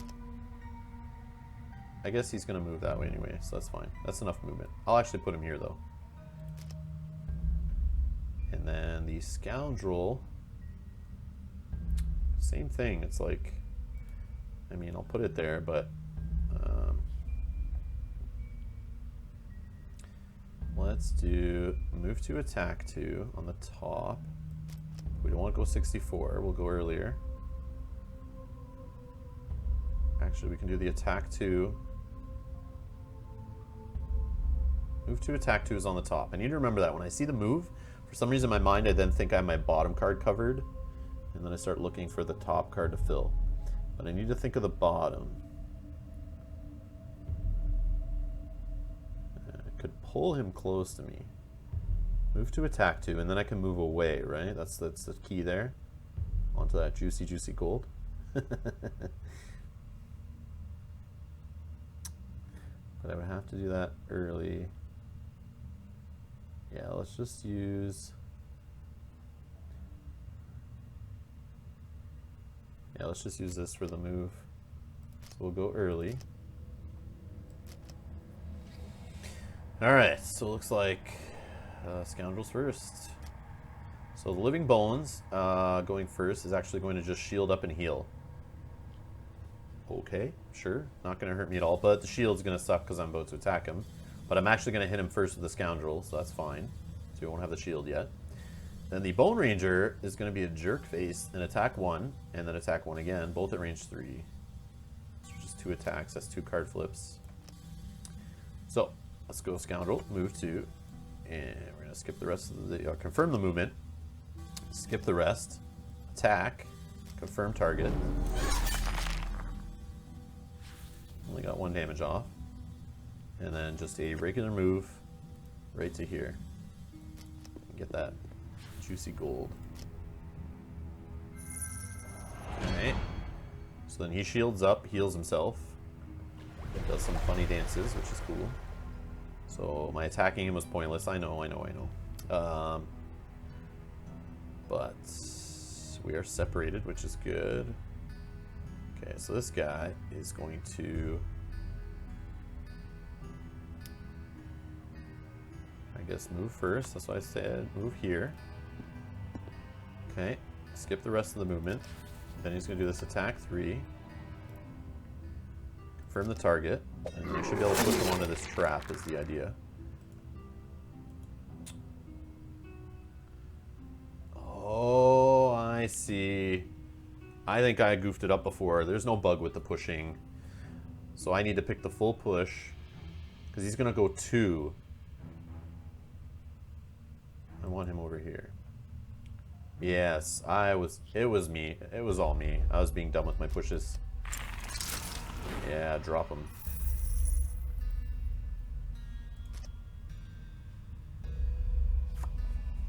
Let's see here. Okay. Show the phone over there. Alright, end the round.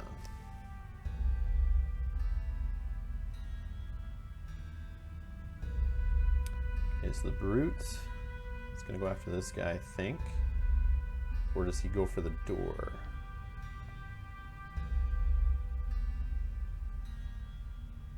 No, the Scoundrel's going to use one of her moves to move forward, open the door, and move back if necessary.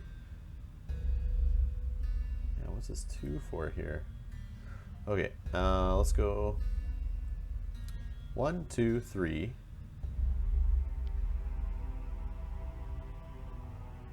Or can range attack? No. 1, 2, 3. Or move 4.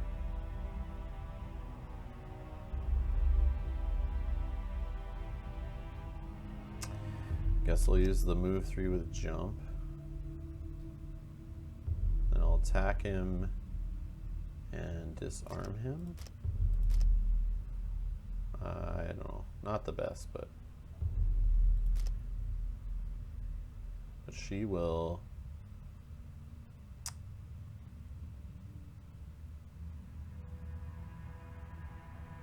Only range is this one.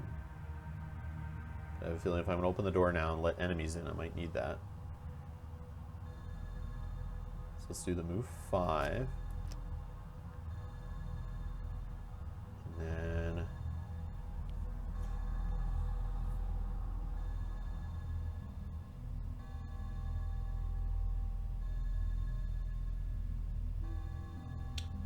yeah, I'll just do the attack, even if it's just ranged against this guy. Not the best, but he's just shielding and healing. And we're going first. So that sucks. Okay, let's continue and kill this guy.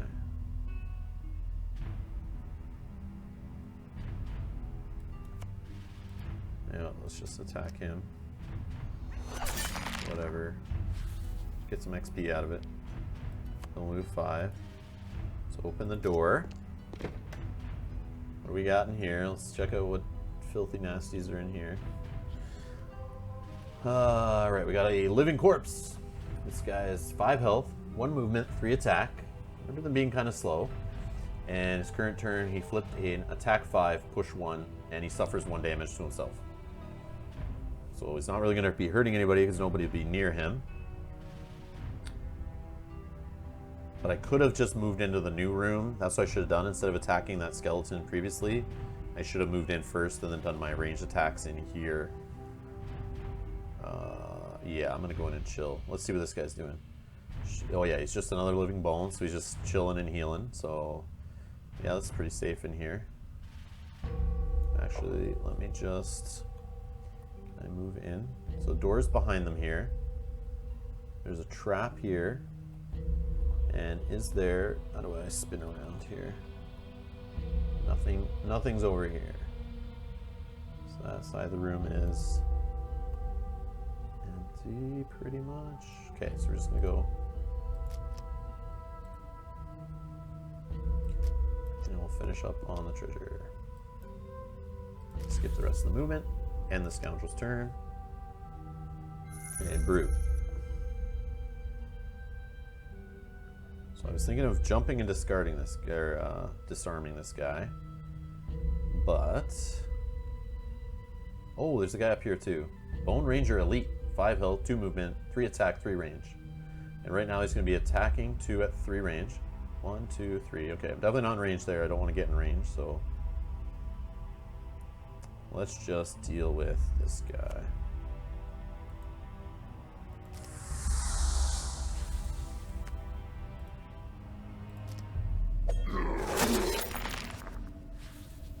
So he's disarmed.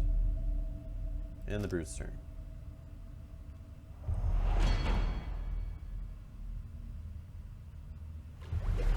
Oh, and he heals up. I totally forgot he heals after me there. And now this guy heals, that's fine. This guy's gonna go, this guy's gonna go. Hurts himself, yeah, like that, like that. And the round. Okay, so this stupid living bones guy is just annoying. And he's got shield too, doesn't he?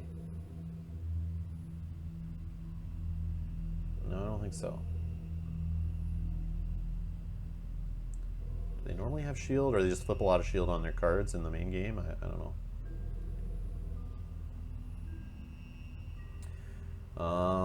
Tall Magic says, do they have multiplayer for the early access or coming later? I haven't read up on it. No. So how it's going to work for now, early access came out. It's just this random dungeon mode, like from the board game, where you can grab those 2 decks of cards, kind of make a dungeon and lay out enemies. So, but it creates an adventure of that. So it has like branching paths, road events, bosses, all that stuff. But it randomly throws it together from a pool of, I'm going to want to say like 7 or 9 enemies or something, and they only have 4 classes. So you can keep just playing single player only right now, and keep playing these random adventure modes. And I only seem to be able to pick 2 classes at once and play kind of 2-player. Not 3 classes or 4. It says it's locked right now. I don't know what that means. But then during early access over the next year, it says till 2020, they're going to be adding every like month or so, they're going to be adding more classes, more enemies and stuff to it to add to this random adventure mode. So when it's procedurally generating the dungeons or whatever, it's adding more variance to it. And then it says 2020 or beyond is the is when they'll have multiplayer, and all the scenarios from the board game, they'll be like 1-to-1 parity when it launches. And early access is $25 US, and supposedly it's going to cost more when it releases fully later at that time. But if you're in early access, you get all of that supposedly when it launches. That's the spiel. I need to find that image. That's yeah, maybe I can throw it up on the screen here and show you guys. Let's go image, add.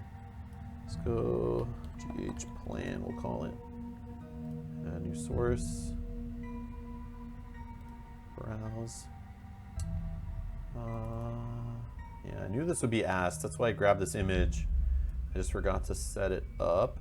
I don't know if you guys can see that right now, but see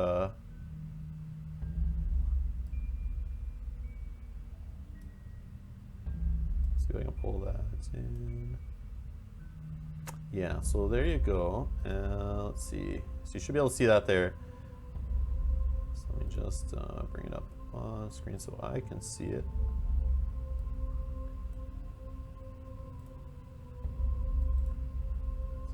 through with you guys. But yeah, so the early access roadmap, it's there. So our plan for Gloomhaven's early access is to frequently update the game with improvements and bug fixes. We'll also be adding new content and features along the way, starting in Q3. So after Gen Con, I guess, starting in August, with the Tinkerer. So we'll get the Tinkerer, as you can see down here. So improvements, new content, plus Tinkerer. So I don't know what new content is, but it's coming. And then we deeply value your feedback and requests, as our goal is to develop the best possible digital adaptation of Gloomhaven right alongside you.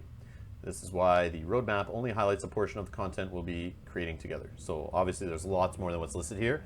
But Q4, new environments, new enemies, new bosses, and the Mime Thief. Then in 2020, new mercenaries, new environments, new enemies, new bosses.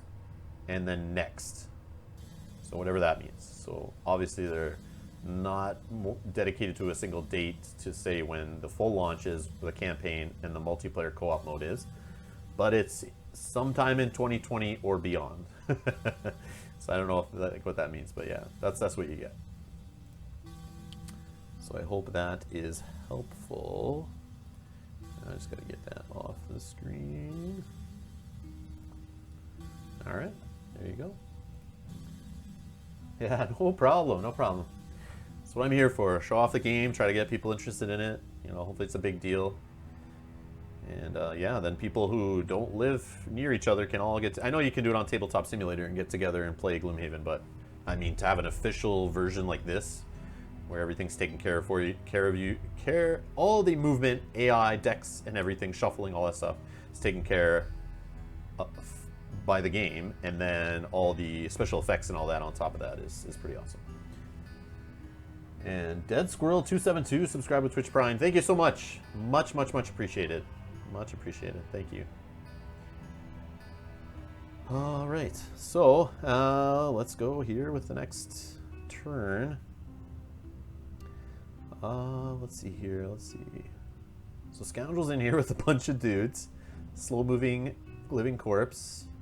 Another living bones. It's going to be annoying. And this Bone Ranger Elite is who I'm worried about.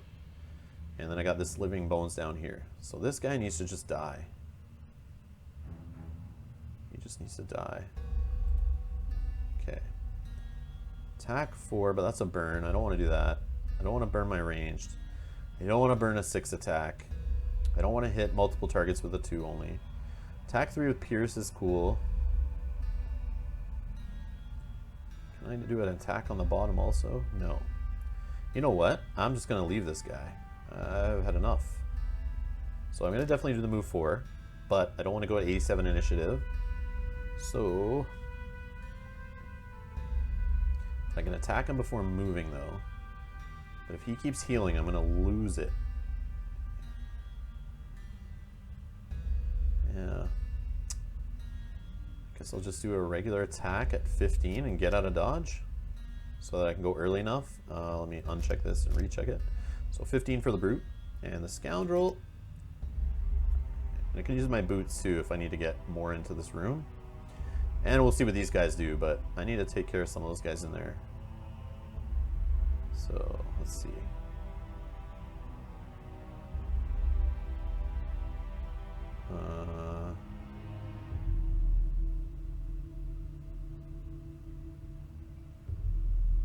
So I kind of want to let them come to me, but I could run up, try to smash. I could risk it. Could risk it attacking the living corpse, but I mean, I don't like to get those close to those guys. They're attack 3 by default. And if I run up here, and let me see, let me get closer in here. If I run up here into this elite guy, who I'd love to smash in the face, I'll be stuck right there beside 2 other melee attacking enemies. So let's just kind of hang back, I think. I think that's the best plan of action. And then maybe I can do some trap pushing at some point, or I just don't want to be hit by all these guys. So the move on this guy is only 2, so he's not getting close to me yet. The move on this guy is 2, but range 3. Alright, I'm going to chicken out and go...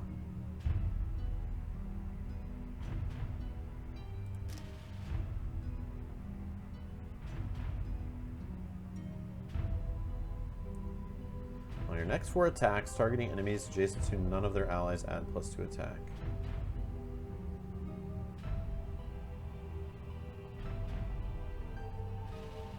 I don't want to burn a card yet, but I will use that one. Alright, so we're going before everybody. First, Living Bones, move 2, attack 1, targeting 2. Bone Ranger Elite, attack 2 at range 3. All allies and enemies adjacent to the target suffer 1 damage. Living Corpse is moving 0 and attacking 4. Whatever. And also, maybe the Living Corpse will hit himself 1 or 2 more times before I have to deal with him, would be nice. Okay, so let's move. Do 2 regular attack, then move.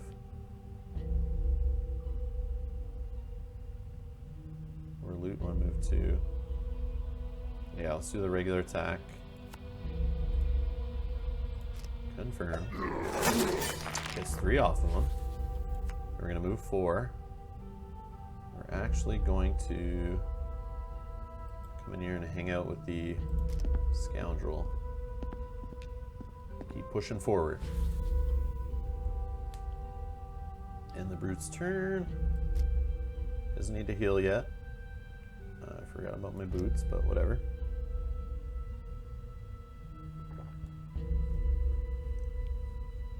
Alright, let's go Scoundrel. Just gonna chicken out, and let's move. I don't have to move that far, because now the Brute's kind of in front of me, but let's move here. Oh yeah, but nearby I'll get hit too, right? That was one of the... This guy. Attacking 2, range 3, all allies adjacent suffer 1. So I don't want to be next to my buddy here. So let me go confirm that movement. And let's go skip the rest. Nobody's going to get poisoned. And then I will just attack but skip the attack. And end the Scoundrel's turn. Alright, Living Bones does some running here. This Living Bones is going to run through his enemy. Or his buddy, my enemy. Alright.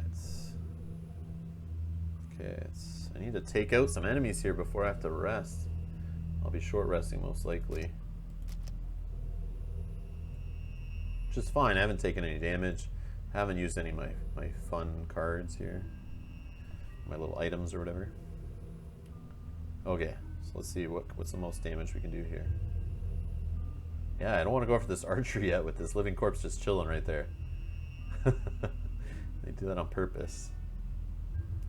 So he is going to just do a range attack on as early as possible.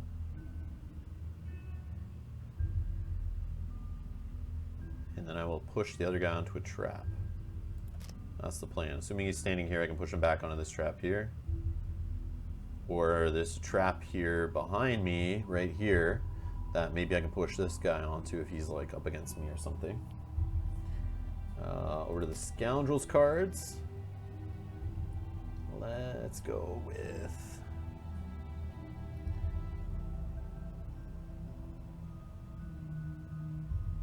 You know what? I think it's long rest time for the Scoundrel. No, I'll just short rest actually. Yeah, let's short rest. We'll get some cards back. Move 5, going for 4. No. I'm going to take a damage and lose another card. Oh, I lost the one that I wanted to use. Targeting 2, range 3, attack 2. That sucks. That's what I was going to use. Losing a range attack. The only one I have is pretty rough. Alright, that's the gamble I lost there. Alright, let's go.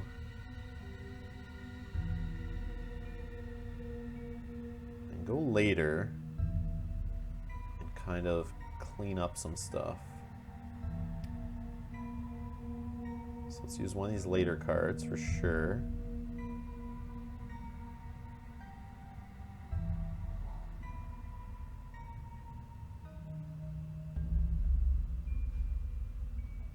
Move to attack 2 on the top.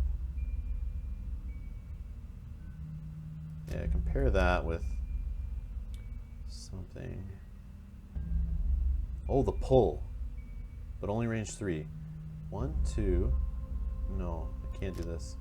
I want to pull this archer. 1, 2. Yes.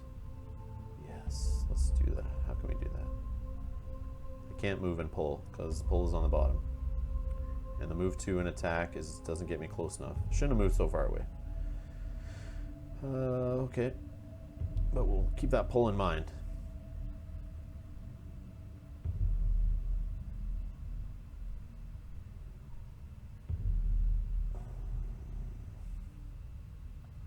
Okay, we're still gonna go late.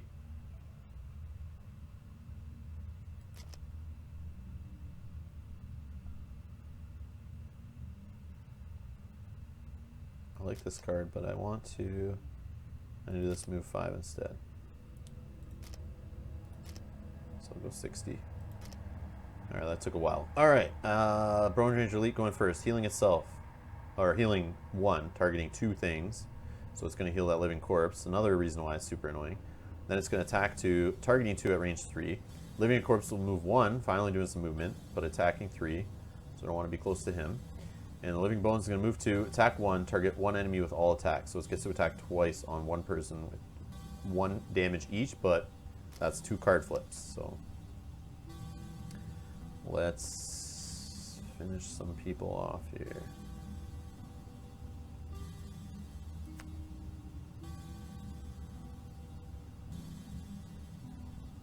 So now here's the problem. With the Living Corpse being able to move 1 and then attack, I can't be beside this guy and push him into this trap. But maybe I can finish off the Living Corpse first. I can almost push him onto the trap. Let's try to hit him. Maybe we'll get lucky. Maybe we'll get a +1. That would be sick. Is it null? Oh no, I finished him. Sorry. I got him. I got him. Alright, so now we can do what I want to do. Let's move. I'm going to go up closer to this guy, actually. No, I should just go here. Confirm movement. Then skip the rest of the movement. Push this guy onto this trap. Confirm the push. See ya, bro. Just takes 2 damage. And the Brute's turn. Oh yeah, the heals. Always forget the heals. Yeah, he's healing him, but he only healed him 1. I'll take that 1 damage. Didn't get immobilized or anything. So now the Scoundrel. What do you want to do? Now that big fat poison bastard's gone, let's so move 5. We could go 1, 2, 3, 4, 5 and be next to this guy, or 1, 2, 3, 4, 5 and next to this guy. Yeah. So no one's adjacent to the allies, so I don't get the +2 on this one. But I could attack with poison. So yeah, let's do the attack 3 with poison. So we'll do move 5 right here. Confirm. Just gonna boot it. It's slowed down a little bit at the Brute there, like that. All right, let's do this attack 3. Give me that +2 times 2 something. Come on, a +1. So it's 1 away from dying, and it's poisoned. So that is good. So I will give an extra. Poison is the extra damage when it gets hit. But yeah. All right, I'll receive 2 damage. That's fine. Oh, and a 3. Wow, this guy flips some good cards. Yeah, I'll take it. That's fine. Oh, I forgot about this guy too. It's not good.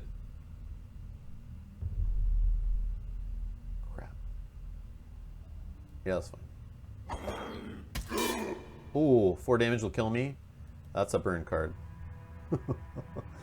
Oh man. Oh man. Yeah, we're gonna get rid of Overwhelming Assault. So I'm now forced to long rest, which is not good. So I lost the card there. This is very bad. Very, very bad. Very, very bad. I hate these guys. Living Bones are so horrible.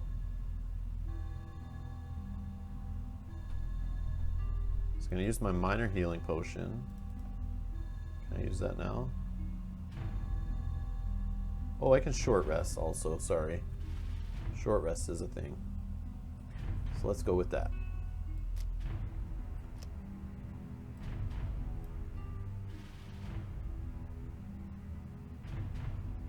Sure. Burn it. Yeah, this one's not going as good for me here. Okay, let's go. How can we...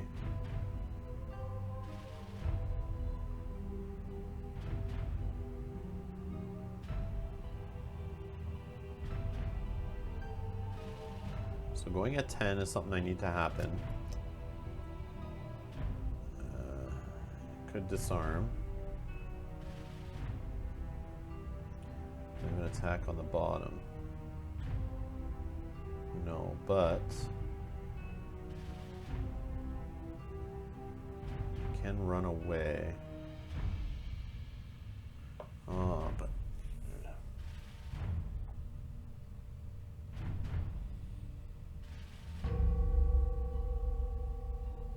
I can push this guy back on the trap, though. That's one thing. So I can hit this guy, disarm him, then push this guy onto this trap. Maybe not the best plan, but it's going to be the one we go with. And... yeah, you couldn't figure out how to use the potion. I've had it where it worked on, like, the long rest point, but yeah, like, it's not letting me use it right now. But I think it has to be on your turn, right? But I don't know why it's flashing at me right now, like kind of reminding me it's there. But the boots are not doing that. But I have used it before. So let's try to use it here on this turn.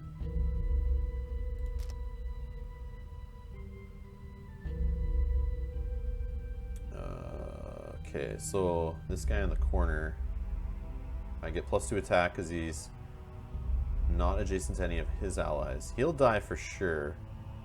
And I can go early and make that happen, but I need to protect the brute. Yeah, you have to choose your cards first. Yeah, to use potions. Yeah, that's what I thought. Okay. So I can do an attack on the bottom, actually. Let's do this. Attack this guy with the 3 on the bottom, and then do I have a way of attacking ranged? Oh, I have that move and attack, right? Yes. Move to attack 2. Let's do that.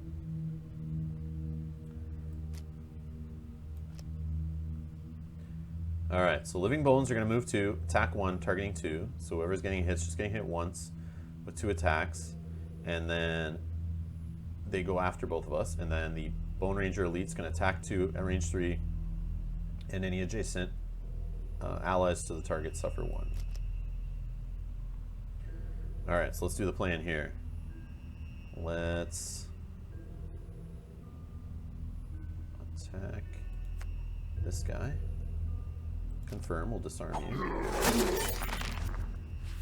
Only gets 1 off on him. Then let's move nowhere. Skip the movement, but we'll do the push.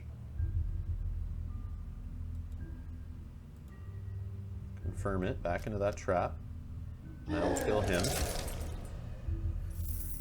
Okay, that feels good. Confirm action. Oh, target all adjacent enemies. That's interesting.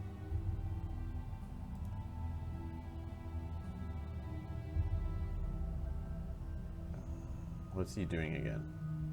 Move. Oh, so, okay. So he's disarmed, though.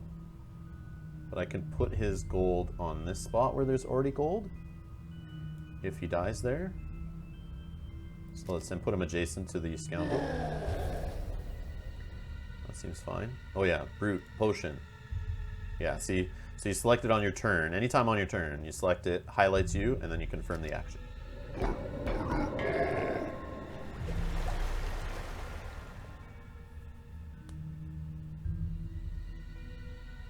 So the effects, the stutters you see happening on the effects, I don't have it on the highest setting, like whatever it is, fantastic. I put it on beautiful, like 1 down. I'm just playing on a gaming laptop, so I don't know how, if it's my computer that's having trouble handling the game plus streaming at the same time, all on the same PC. But I could drop it down. I'm gonna try next stream dropping it down one more setting, and maybe that smoothens out the effects. But it did the same thing when I had it on the highest setting too. So I dropped it down. It's still doing the same thing roughly. So that may be just because it's still in early access. It's not like fully optimized for my graphics card or whatever. I don't know. Let's see here. It doesn't seem to be too much of a demanding game, which is good. But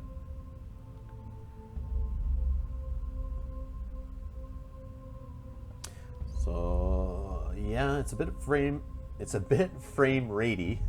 I like that saying. I have a beast machine and have it on fantastic, and it gets choppy at lots of points. Oh, okay, so it's not my computer.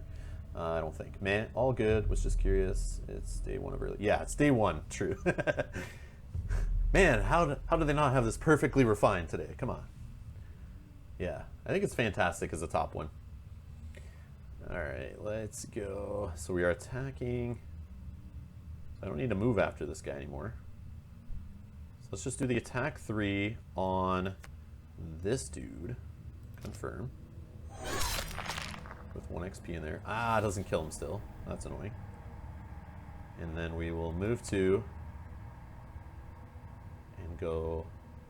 Yeah, see, I want to get on the gold there, but whatever. It's okay.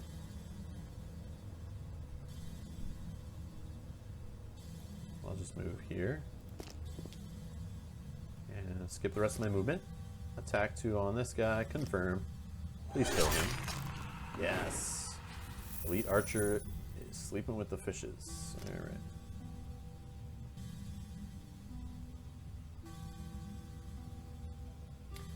So supposedly to contact the devs about bugs and any suggestions, improvements, or anything, they keep saying contact them on their Twitter. So go find Asmodee Digital's Twitter, Facebook, or the Discord. So if you go to the Steam page, actually maybe I can find that here. Let me see if I can get that exact for you. So let me just pop open Steam here if I can. If you go to the page actually in the store, I think it has it there. I'm playing Gloomhaven. $28.99 Canadian. Where is it? It was in here somewhere. Ah, report bugs and leave feedback for this game on, let me try to get this up on the screen, or whatever. It's on the main page in the Steam store. Scroll down under the recent updates. There is a big fat button to see all discussions, and it says report bugs and leave feedback for this game on the discussion boards. You can also go there. But I did see them post somewhere else that you can like just message them on their Facebook for this game. They have a page, they have a Twitter account, you can DM them there, or the Discord. In the Discord actually is where they were chatting with people before the game. And the Discord was, yes, the Discord is pinned in that forums that's on the Steam page. Yeah, it's there. All right, so let's go end the round. And we're gonna go, let's go brutes. Yeah, I'm not gonna care about the gold this game. I feel like I've messed up and taken too many hits on my brute. So let's go. Just finish this guy off. I want that door open too, though. Let's do the scoundrel first. She's got earlier initiative. Heal 3 self. No. Pull. Yeah, she's got some nice attacks.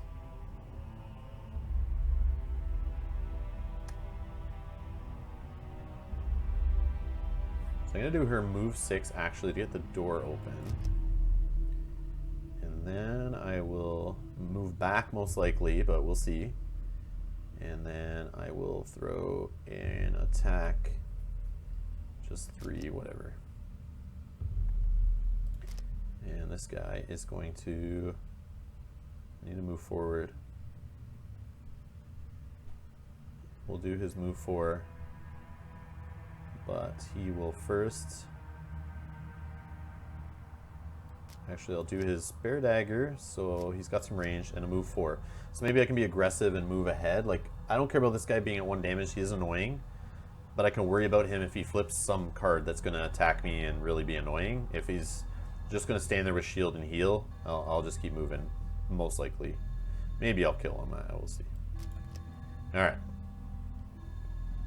I do want a long rest. It would be nice before moving to the next room, but I think the Brute has too many cards. So this guy's going to just attack 3, targeting 2. That's annoying.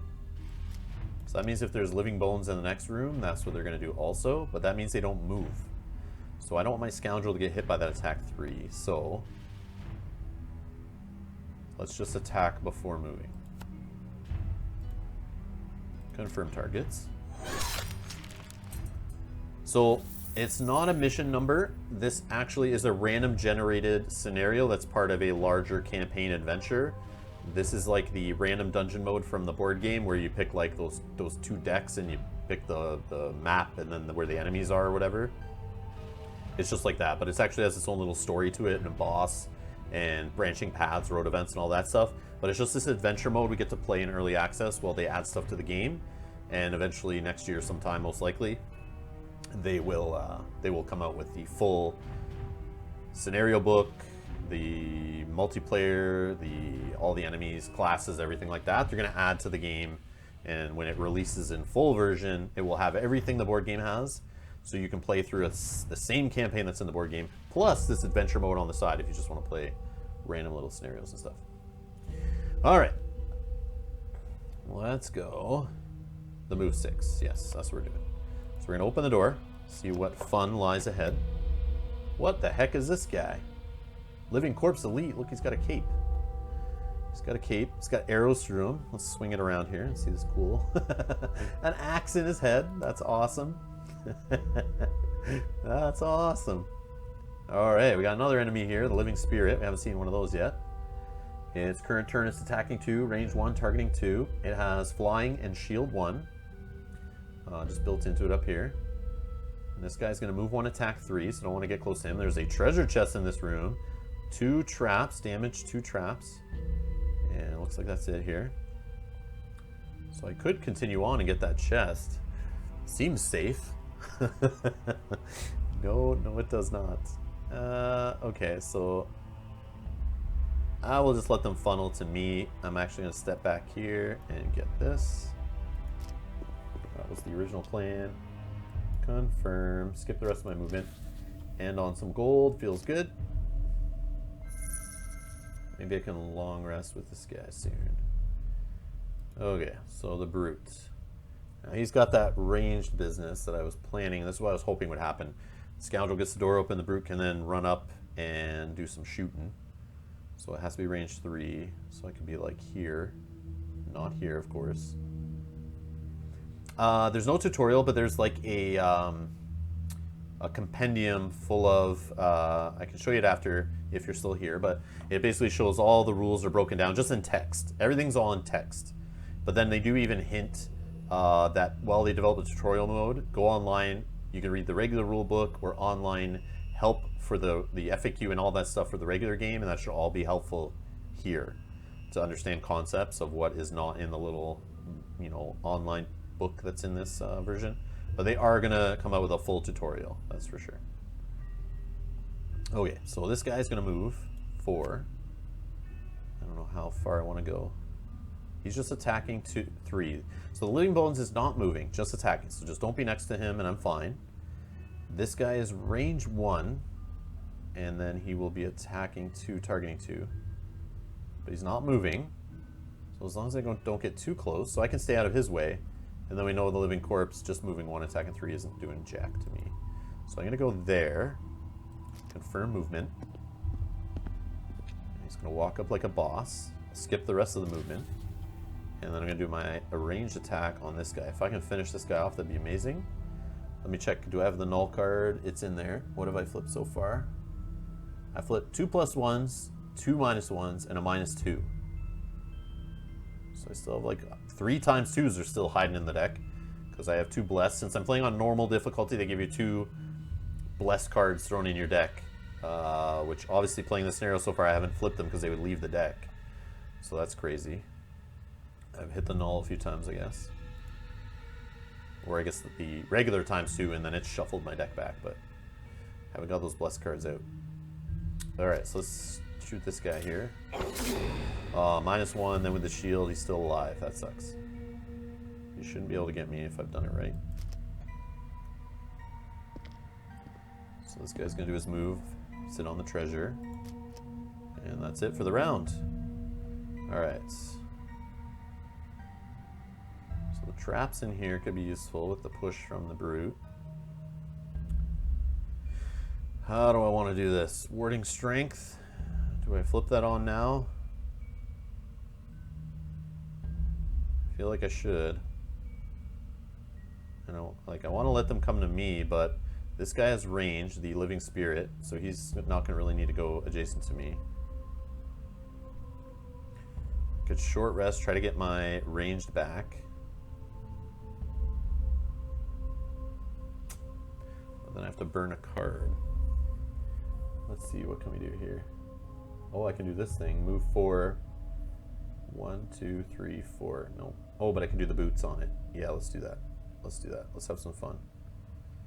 Let's do this trample thing. But I want to go late. But then they might not be next to each other. Maybe they'll move closer to me, actually. Yeah, I'll let that go. And then I will... Retaliating. Could do the retaliate thing, though. Yeah, let's do that. Let's go early. Let's have some fun with it here. Okay. So we'll go 15 with him. And then the scoundrel. Where are you hiding? Back here. So she can do the pull. That's too useless. Or the move. Short rest or long rest? Long rest, I pick the card. I heal 2 self. Scoundrel. Oh, I see there's a little bar there under the scoundrel's name. 11 out of 45 experience, I assume I have, before getting to the next level. Let's do... Short rest would be cool, too. Yeah, because I still haven't used the goggles, either. Yeah, let's just short rest. Let's hope for the best. So losing an attack, 3/5, -4. Yeah, oh, sure. Okay, let's go.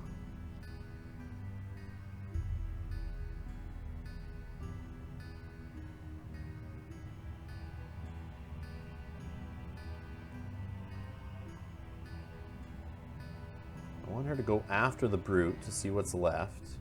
But she might need to move a little bit to get in there. So I'll go 60, I think. But then what's she going to do when she's in there? Ooh, this might be nice. Getting the plus attack on somebody who's alone, but beside my guy. That might work out. Let's be a little aggressive here. Alright, so first is the brute. Then the living bones is moving nothing. Attacking 1, targeting 2, then healing itself. That's annoying. Then the scoundrel will go. Then the living corpse is going to move 1, attack 3. And that would suck to be beside that. And then the living spirit is going to move 1 and attack 3, but range 2. And it could absorb frost to stun, but there's no frost, so we're good. The game is awesome. It is awesome. Whoops. I'm sorry about that, guys. I think I just... Oh. Yeah, sorry, I thought it was a mic. Headphone cable came in. We're good, we're good. Sorry about that if that was loud in anyone's ears. Sorry. Okay, let's go. So we're gonna do the boots with the jump. We're gonna burn this card, do a move of 6 was the plan. 1, 2, 3, 4, 5, 6. And then that puts us beside this guy. But then I can attack and stun him, burning another card. That'd be good, right? No, I don't want to burn that many cards.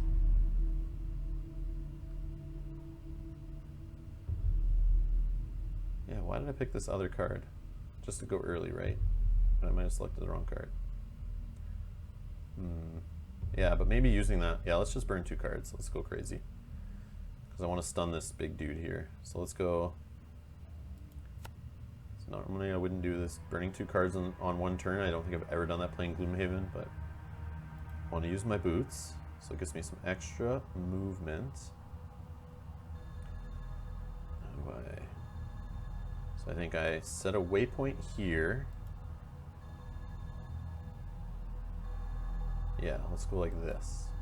And land on the gold. So let's confirm the movement. And then let's do confirming the attacks.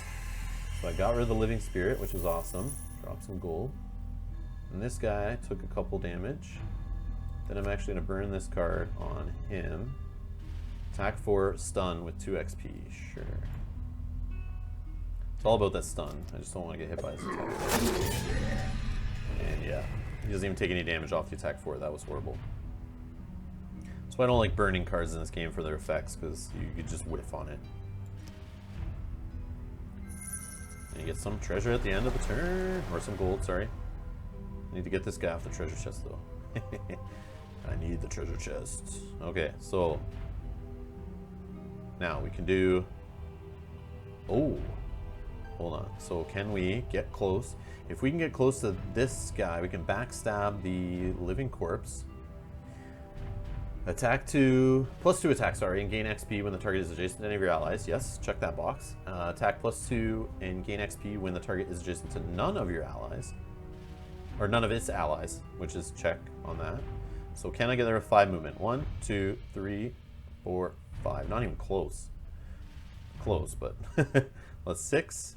1, 2, 3, 4, 5, 6. But then it's just an attack 3 with poison. Or I can go after this guy with attack 3 and poison. But he is going to be just hitting for 1, but then healing himself. And he'll get rid of the poison that I deal to him. Oh, he already went. He already went. What do I want to do here? Now, let's hit the big guy. Let's take him out. He's more of a threat, I think, to leave. But I could get treasure going here. Or I can make it attack 5 on him. Yeah, let's do that. Let's go like this. Undo. Move 5. Go here. Confirm. We're going to get that treasure. And then attack 3. +2 on this guy. Because he's alone, but not beside my ally. But we'll still hit him. ×2. Hit him for 10. Overkill. Alright, and at the end of my turn, I get some treasure. I keep forgetting to use those eagle goggles, but we'll use them on this guy if we need to. Alright, so we're down to 1 enemy left. Then we complete it. The bar is almost full up here to the right. So let's go. Ooh, attack 3 with a push, you say. If only there were a trap right adjacent to this guy. And it gets him off of the treasure. Yes, yes, it's all coming together. It's all coming together. All right, let's do it. All right, let's do this. So I want to go early. He's always slow, so we'll just do this card first so we get 18 initiative. Then we'll go over to the Scoundrel. Scoundrel wants to get this gold and hit this guy if possible. So how can that happen? I can move to attack 2, which I saw in there somewhere. Quick hands. Oh, I could loot 1 also. And do I have a ranged? No ranged. So I can move to attack this guy, then move back 1, 2. And that can be any card. So what don't I care about? I don't care about disarming traps. I could pull him off of that, but that's, yeah. Yeah, let's just do this. We'll actually go earlier. And we'll remember to use our eagle goggles, hopefully. Eagle eye goggles or whatever. Okay, so Brute's going first. And we wanted to attack and heal. That's fine. I don't know, he's not going to hit me or anything. What did he flip? Move to attack 2. Alright. Let's do the attack first so we can get him off the treasure, and then I can move on to that spot. Confirm the target. Ooh, I got a +1 on it. So he's down to 4. Now, let's confirm the push. Ooh, 2 traps? It's a push 2. Oh boy. You're done, son. But can I can still move with the heal 2. I can do the regular movement, get on the treasure, and then the scoundrel still gets to go. So we're good. This will just be the last round of this one, which is fine. I just can't get his gold, which is okay. Or can I? No, I can't. Then we'll do move 2. Confirm movement. And skip movement. And the brute's turn. Gain 15 gold in the treasure chest. Yeah, anything else? Another minor healing potion. That's sweet. So I can, I assume, give that to my scoundrel? Because you can only have 1 card of each title, so I should, hopefully that just goes to my party and then I can divvy that up, but I forget how that works in the regular game. Alright. So I guess just get, ooh, loot 1. Not close enough. No traps to disarm for the 2 XP. That would have been a cool way to finish, but whatever, we'll just loot 1. And then, yeah, skip the action. End the scoundrel's turn. End the round. Oh, 14 gold. That's what that is up in the top right, I think. Yeah, 14 gold acquired. That's what that little number is in the top right. Enemies killed 8. All the rest say NA. Which, yeah, I definitely consume potions. Like, I didn't find... Oh, I found an item, but it says NA. So yeah, this is definitely a bug. This is definitely a bug for sure.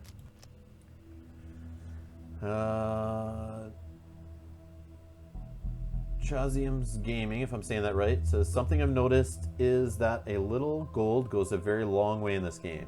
Excellent. Excellent. I'm used to having to collect massive amounts to get anything of worth. This game is not like that. Yes!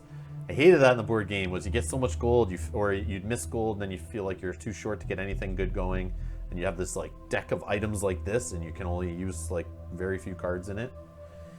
But yeah, I guess that just adds to the replayability and makes you want to play more missions and try to get different stuff. And,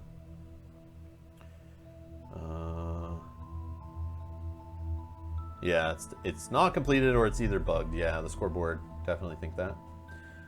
All right. Let's go do one more. Yeah, I think we do one more. So it's 3 scenarios is the length on this run. I just wanted to complete a run tonight. And then, hey, Tragedy65, thanks for stopping by. Thanks for stopping by.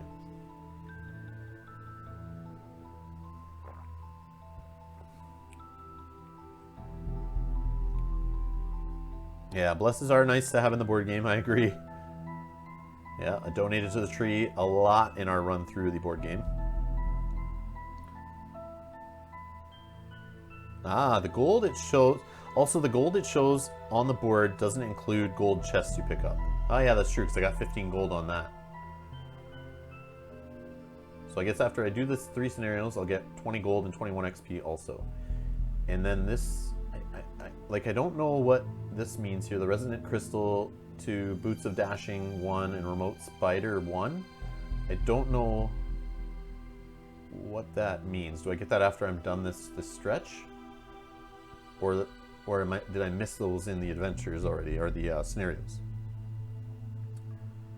So Decaying Tombs, I only have one way to go here. The Cavern of Bones, sorry. A strange cult is the cause of the undead in the area. Clear this crypt out. Kill all enemies. Seems to be the standard objective so far. There's cultists, there's living bones, there's bone rangers, there's living corpse, there's living spirits. Let's travel to the destination. So far I've got 66 gold. I'm level 1. I'm like 25% leveled up on these guys. It's gonna take a while. Lots of streaming to come. Yeah, those are they're the rewards you get. Okay, cool. When you get to Mistfall. Oh, okay, cool. Okay, let's do that. Let's do that. Did I start it? Did I travel? Well, there I am traveling.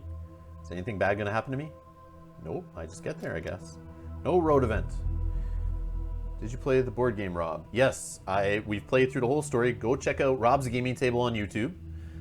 We did a full playthrough on there. We have like 44 episodes, I'm gonna want to say, and that is only like half of the scenarios we actually played. We played tons on the side that we did not record just for like leveling up our guys, trying to retire them. We replayed missions that we failed. There's some that we failed multiple times before we even posted a video of it.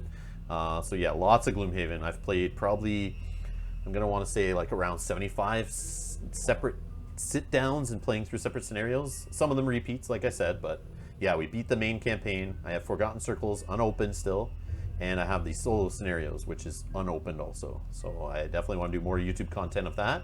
So go check out Rob's Gaming Table on YouTube. It should be down below on Twitch. There should be a link over to it.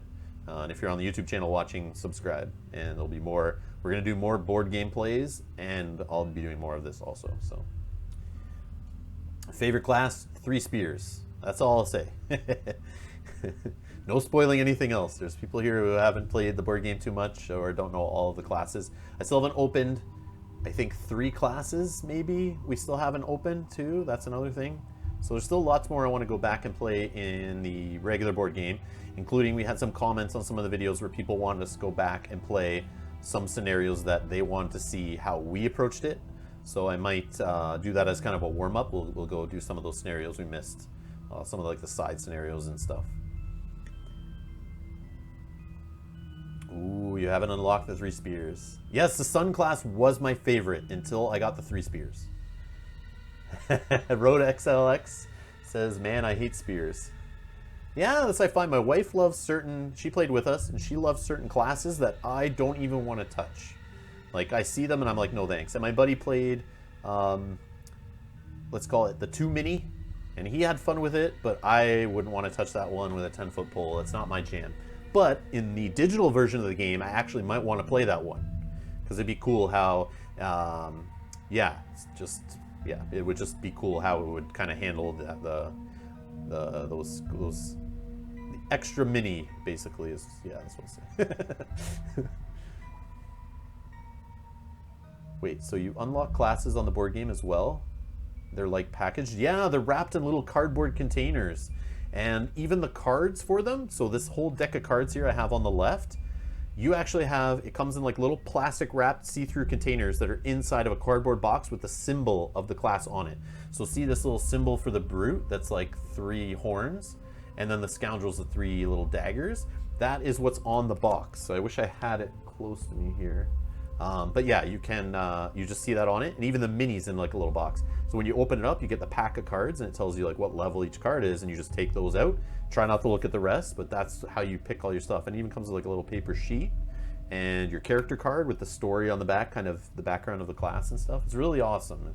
That's why it's the #1 board game on Board Game Geek of all time. Like it shot up there fast after it released, and it's still there.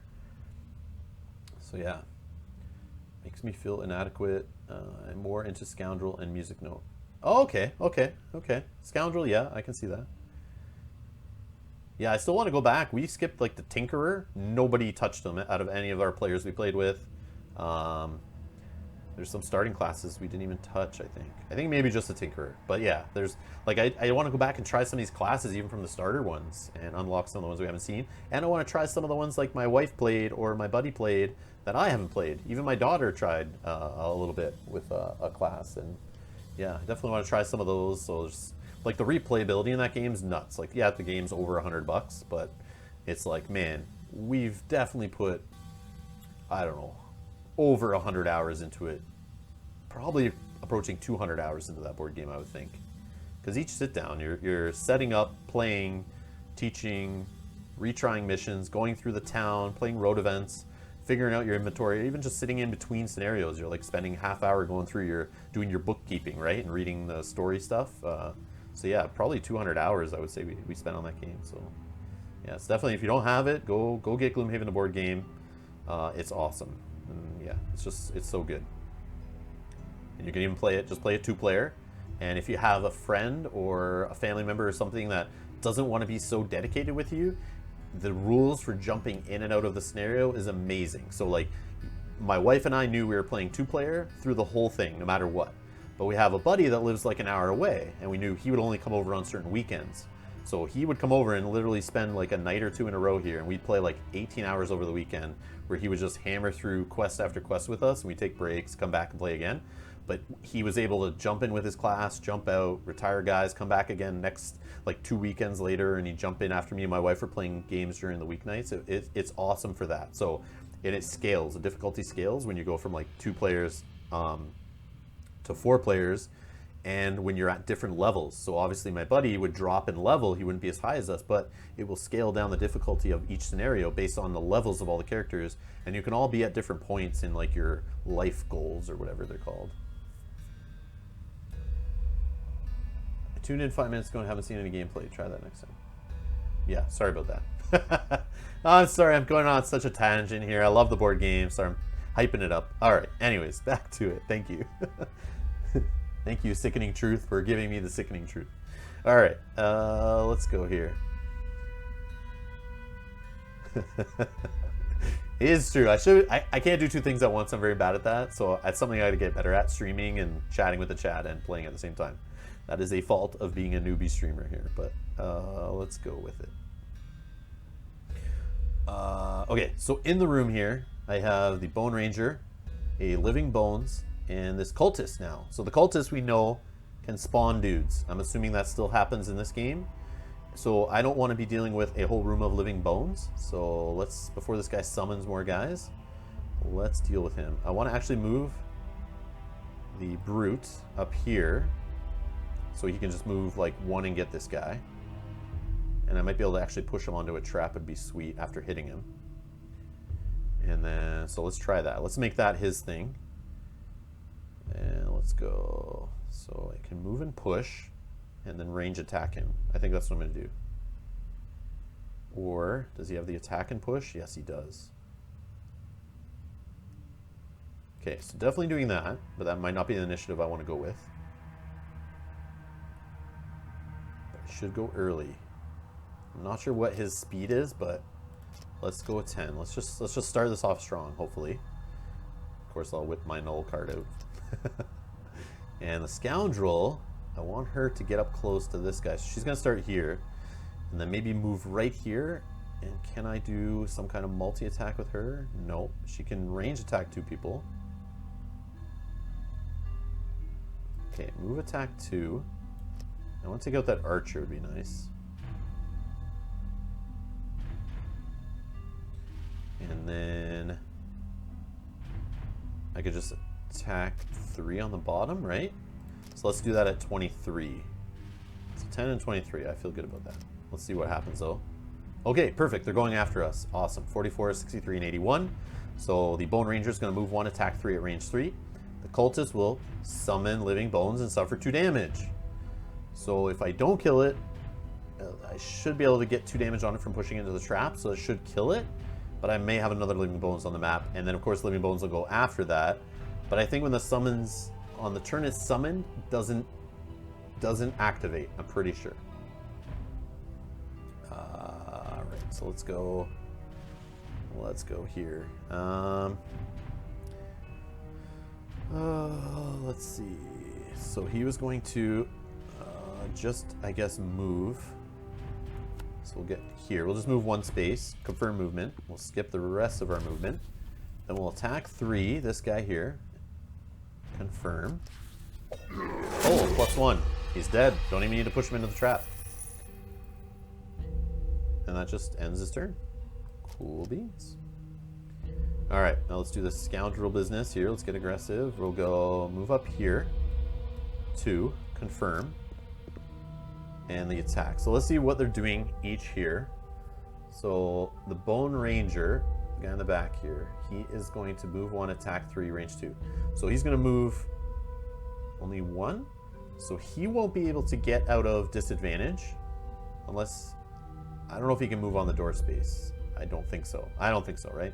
So yeah, he'll be stuck there, because even if he moves 1 here, he's still going to be at disadvantage. So that's great. So I'm not too worried about him, really. But it is an attack 3. Oh, no, wait. I got them backwards, sorry. The ranger is this guy. He can move 1 away. He will attack 3 and range 3. That's annoying. And this guy's attacking 3, targeting 2. So they're both heavy, beefy attacks. So I kind of did a bad thing running up to them here, but maybe I can take 1 out. There's a chance I could take both out if I, you know, got the god flip, but that's not going to happen in this game. That never happens. Never happens when you want it to. You get the ×2 when you need like 1 damage off a guy, you flip the ×2, and it's like, man. Okay, so let's just attack this guy first. Maybe we'll get a +1. ×2 right there. Boom. Drop the ranger. Okay, so let's do a full 3 attack.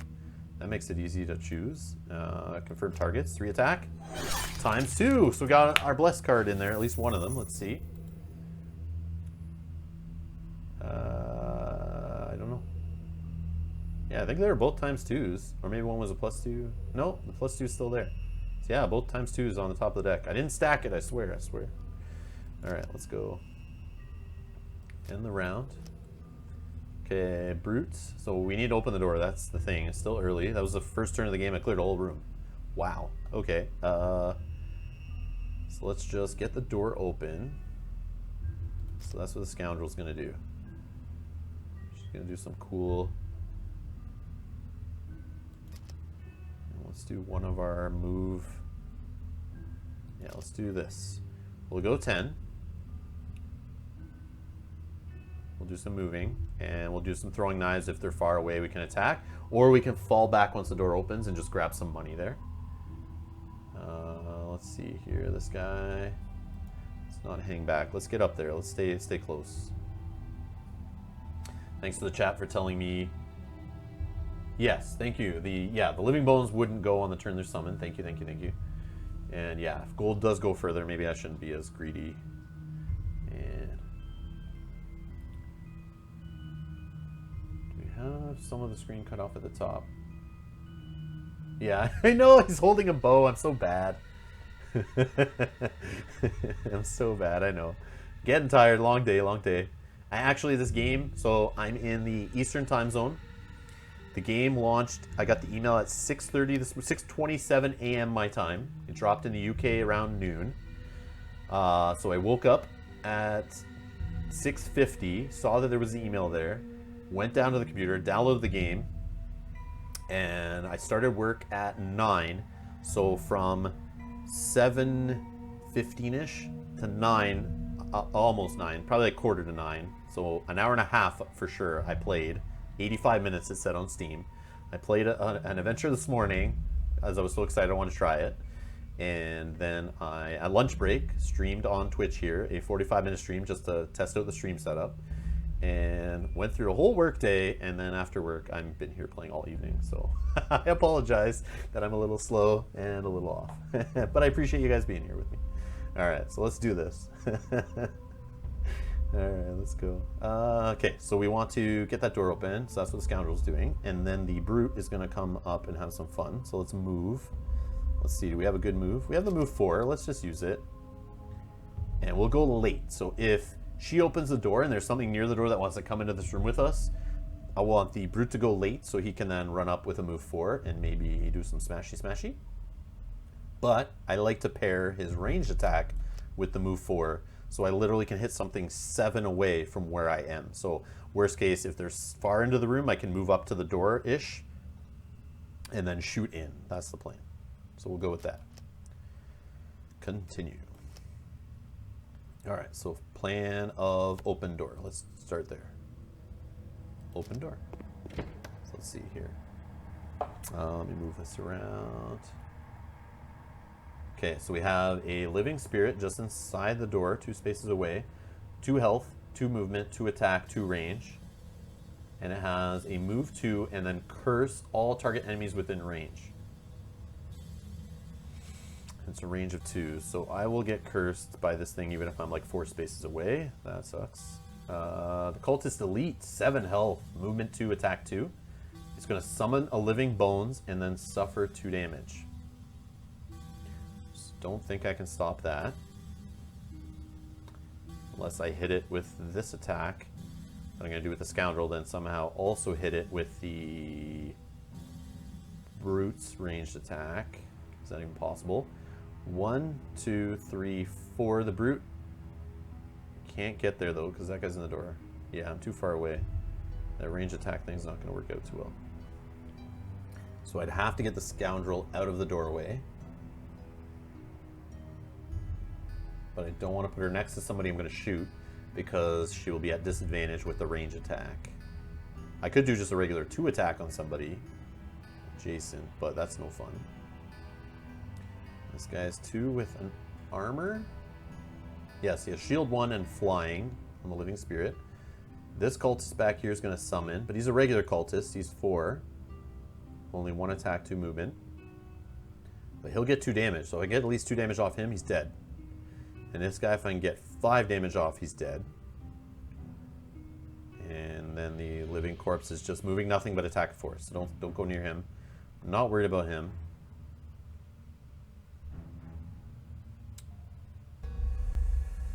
Yeah.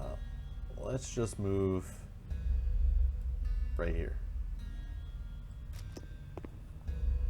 Skip the rest of the movement. Target here and here. Confirm the targets. Flip some good cards. +1 on this guy, so that takes off 3. That's nice. And this guy's not doing anything. That's wicked. Perfect. So he's not going to even summon. That's great. But yeah, my deck would have shuffled, I think, after one of those times too. So, and now we deal with the living corpse going, or living spirit, sorry, going next, and he's just giving me some bad mojo. This guy's gonna summon. Yeah, nothing could have done. Yeah, the brute's going last. I went way too late with that guy, but that's okay. I should have known just by the enemies that are in this scenario that they're all pretty slow moving. So Tragedy 65 is new to Gloomhaven. Can you explain the attack modifiers on the enemies? Do you mean the attack modifier deck? So how it works is there's an attack modifier deck for both you and the enemy. So I can see theirs by hovering over one of them. On the right here, I can't. Yeah, on the right side of the screen, see attack modifiers underneath the monster card there. There's little pips underneath each of the values. So there's null all the way up to ×2, the purple, orange, and red. So that's how many, each of the pips is how many cards are in their deck of 20. I also have the same deck of 20, except for mine's been modified. I get +2, or I have 2 ×2 blessed cards in there, so that can possibly be ×2 to my attack. I think they're both gone now because I got them earlier in the scenario. But now I also just got cursed, so that throws in, I forget what cursed is. Are they -1s? I forget what the curse does. It adds something to your deck. It's either more misses or more -1s or something like that. Someone in the chat will know. But basically, every time you go to attack, you flip off that deck. And you get either +1 to the attack, 0, -1, +2, -2, or it misses completely, or ×2 the value of the attack. But there's also on the ×2 in the null are shuffle symbols. So whenever you get that on the next turn, you'll shuffle that deck back up. So you could literally get hit with the null every single turn, every single game if your luck went that way. But there's 20 cards, so that isn't really going to happen. But they do shuffle. And it only shuffles at the end of the turn. So you could get attacked like 5 times in a row that round, and you'll just keep flipping cards off the top. But if there was the null was flipped or the ×2 was flipped at all in those 5, you would then shuffle at the end of the turn. Yeah, curse is another null. Okay, thank you. Can you only use once, or are they gone forever? Yeah, it's a cycling deck that's constantly a deck of 20 cards that constantly draws cards off and adds to each attack, and then gets shuffled back into itself every time one of the null or the ×2 are flipped. So yeah, so you can kind of like, if you're good with like kind of counting cards and remembering, you can always look in the discard. You kind of get an idea if you've already seen them flip like their +2, their ×2, like a +1, you know, a couple +1s. You know, you might, as you're getting attacked, you might think, okay, I can be a little more risky because the odds of them flipping another good card are like very slim to none, you know, so you can start playing the odds if you start paying attention to what's been flipped. But yeah, no problem. Thanks, Strategy. appreciate the questions.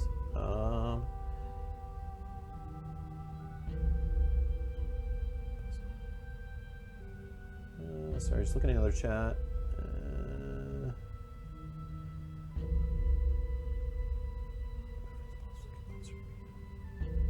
So, Mr. Crazy Freak says in the YouTube chat here, sorry I missed it, if he posted a while ago, I'm so sorry. I'm having bone archers heal me, then shoot me, and then cultists move away instead of just not move if it isn't possible to get closer. Are you guys seeing something similar? Bone archers heal me and shoot me. Ooh. Yeah, I don't know. I haven't seen anything noticeable, but I could have missed it. I'm not sure. Yeah, I'm not sure. But submit that to the devs. If you are seeing that happen, yeah, submit it to the devs. And if you can go look back on the stream and see if it happens to me, like, you could probably send it to them with, like, the timestamp when it happens in the video. That might be helpful for them. I'm sure they're watching lots of people's streams for the next few days, weeks, months, like, just trying to see what other people are experiencing. Alright, let's go. Alright, let's do... So we're going to do that move 4 for sure. Get up to the doorway. We can't shoot anyone range 3 where we are.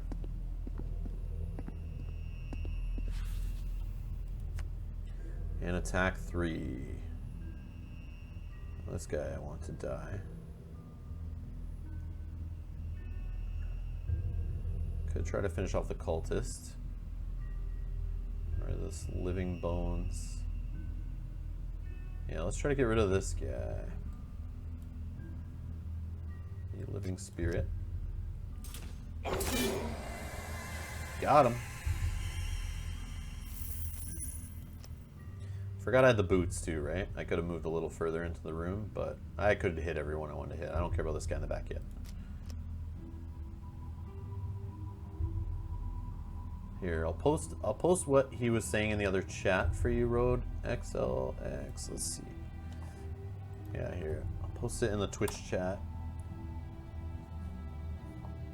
So he's saying, I'm having bone archers heal me, then shoot me, and then cultists move away instead of just not move if it isn't possible to get closer. Well, if they can't get closer, they're actually going to start going in the path around like an obstacle or whatever. So they'll actually start moving in the path that will get to you, I guess. Maybe. It's hard to say without seeing the exact scenario, right?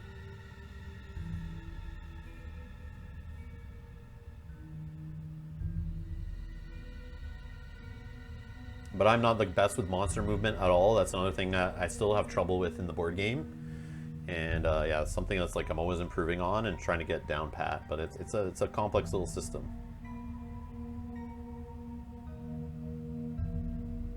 Compared to most board games. Okay, so let's go.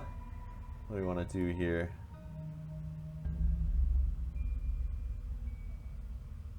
Yeah, the healing is weird. It says Road XLX.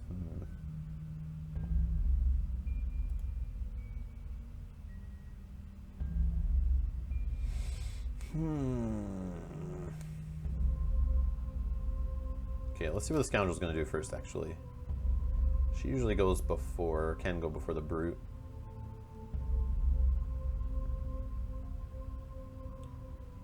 But I can also set up... Yeah...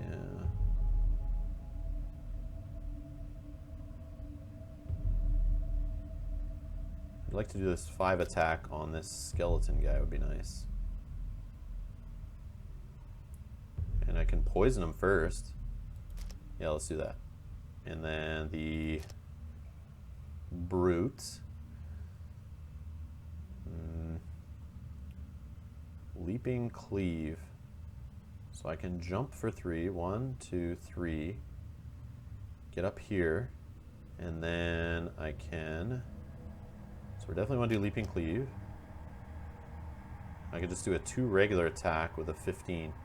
Yeah, let's try to get that cultist early. So let's make it 15 for this guy. Alright, so cultist elite is actually going before the brute. Can't do anything about that. He'll move 1 attack, and then on his death, he actually will hurt anyone adjacent to him for 4. That's pretty bad. So we don't want to be near this guy. So if we can kill him and not be adjacent, that's perfect. Then the Living Bones will go 4th, move 3, attack 0. That's cool. So he attacks 2 targets, but 0. But he could flip cards that could add attack to it off the modifier. Living Corpse will move 1, attack 4, and poison all adjacent enemies. I don't want to be near him, so just stay 2 spaces away. 3 spaces away at least. Alright, let's do this. So can we wipe the cultist off the board? I don't think I picked any kind of ranged attack. So he's like a ticking time bomb. I don't want to be near him. But let's just do the move.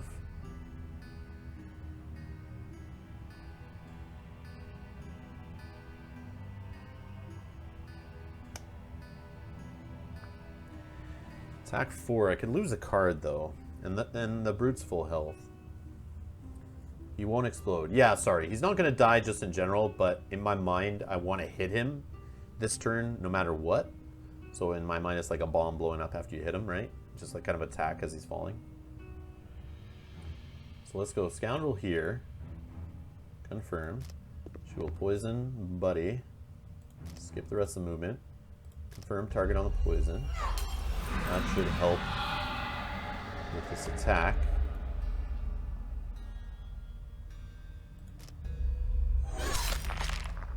What do I get? What do I get? Nothing. This is a miss.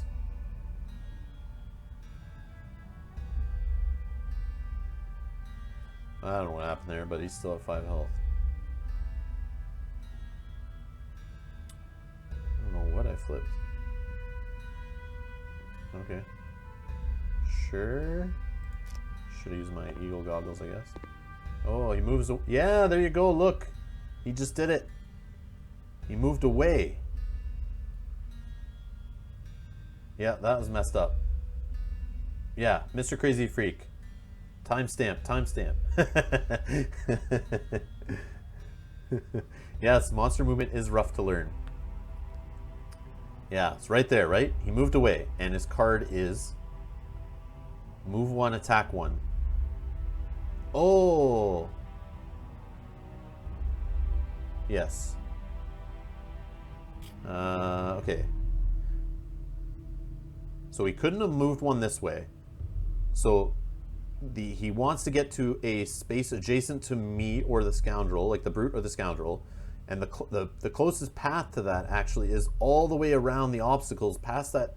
Like it goes from here, the space he was. The quickest path is actually all the way, all the way through this guy and to here, like to this space, right?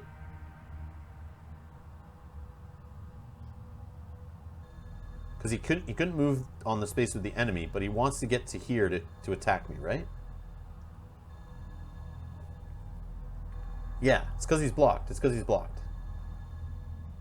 Yeah, because he's not going to just sit there because he can't reach me. He's going to start going along the shortest path, right, to the empty space. But Mr. Crazy Freak says, I think according to the rules, he wouldn't move since it isn't closer, right? Yeah, he just couldn't move into the same space as a Skelly boy.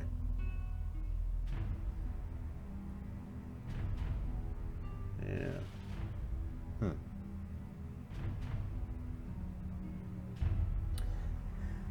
I don't know. Yeah, the AI needs to be updated to be smarter. But I think in the board game, they're supposed to be dumb and lazy, right? That's the idea of them. It's like they'll do whatever. Yeah, but yeah, I don't know. Don't get me started on monster movement. All right, let's go jumping. So I can go here now because this guy can't reach me because now this cultist is there. So he'll do a jump, and then I'll just do an attack 2. But the skeleton still needs to go. So if I can drop him before he... I mean, they're just 2 attacks of 0. So actually, let's try to drop this guy. Oh, but then if I kill him, then this guy can move 1 and attack me. So it's going to be this guy. Oh no! I clicked on him. Okay, he didn't die. Whew. Yeah, I forgot double click will apply too, but I clicked not so quickly, but let's go. End Brute's turn. Yeah, you assume the enemy would just sit there and not try to go this super long path around, but that's where it gets confusing, and that's where people get messed up with monster movement. Yeah, like this, he's doing the same thing here. He wants to get as close to me in this space as possible. So he's going to go around the long way, right? Okay, let's go. Oops, sorry guys. End the round. So let's go. Let's see here, sorry. Let's go. So this guy healed back up. And Mr. Crazy Freak says, by the way, I loved your guys' 2 and 3 player playthrough of the board game. Me and my friends play Thursdays. Love it. Thank you so much for watching. I appreciate that. Excuse me. I definitely want to play more in that series. I want to get some other missions done, get Forgotten Circles on the table, and also play some of the solo scenarios, actually. So yeah, more board game in Gloomhaven to come shortly. Do not worry about that. That is more is coming. Assuming you watched through all 40-something episodes. Oh, man. That was a lot of Gloomhaven playing for that stuff, man. Loved it though. All right. Except for a few rules frustrations, but let's go here. Retaliate, sweeping blow. So I hate being close to this living corpse guy. Hate it. But I mean, I have these things that like I can attack guys who are beside each other. Excuse me.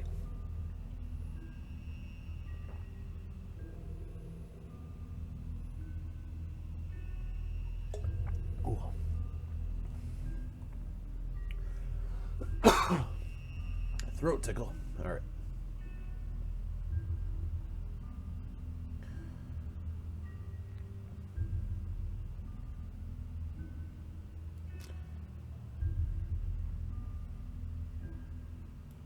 Yeah, screw it. The brute's gonna take a hit. Let's go. But maybe we can go late. So if the living corpse doesn't move, we'll go 72. In worst case, we can just do a move with an attack, a regular move, or a move 3, sorry, with an attack of 3, or we do a regular move of 2 with an attack of 2 hitting both of these jerks here. And then for the scoundrel, this guy needs to die, which attack +2, gain experience when the target is adjacent to any of your allies. Well, he is, so let's try to smash him, but we need to go earlier.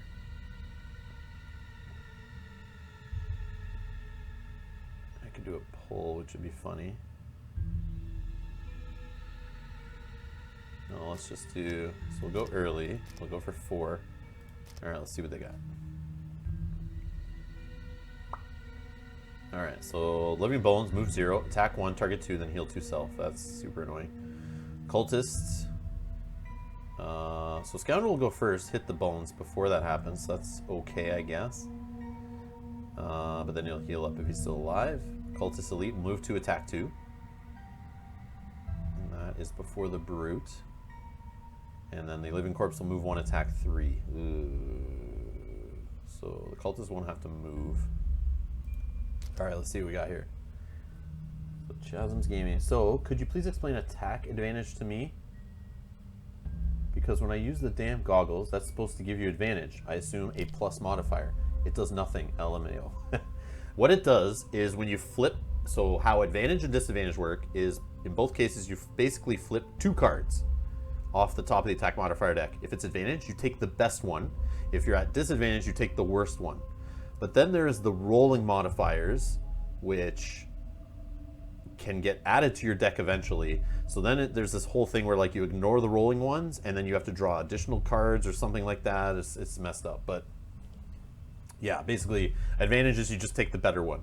So if you flip like 2 +1s, you're just going to take one of the +1s. It doesn't matter. If you flip 2 zeros, it doesn't matter. It's when you flip like null and +2, you're going to get that +2, which is awesome. So that's what advantage is.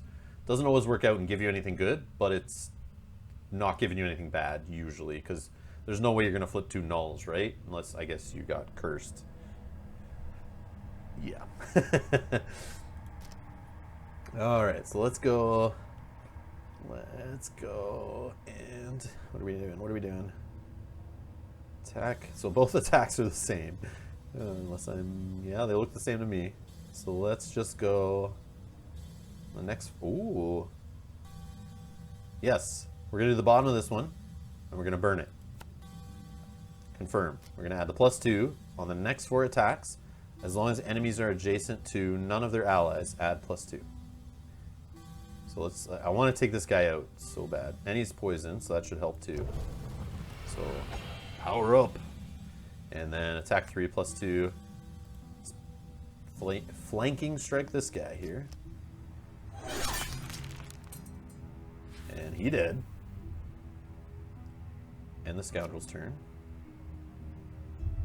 And I get 2 damage from the cultist. I am fine with that. I'm not pitching a card to prevent that. And then... What should we do? Oh, sorry. What is this guy doing? Move 1, attack 3. So that's the problem. So I can attack this guy for 3 and move back. Yeah, let's do that. Let's do that. So attack this guy for 3. And now I can move as long as... Because this guy will move 1 and hit for 3. So I can be... Just move 1 space away from him. Oh... yeah, the push is not going to help me here, because he'll still just move up 1 and hit me, so... Yeah, if it was a push 2, that'd be sick. But... 1, 2, 3... 1, 2, 3... So I can come on this side. And then he still hits me. So yeah, I just gotta move. Yeah, I'll just move back 1. Skip the rest of the movement. And the Brute's turn. Yeah, there's no reason to use boots there. I mean, I could have 1, 2, 3, 4. Yeah, I can't open the door and then still get away from this guy, so yeah, it's not happening there. Let's just bring him closer to me, and then hopefully we can double team him and get him down here in the same turn.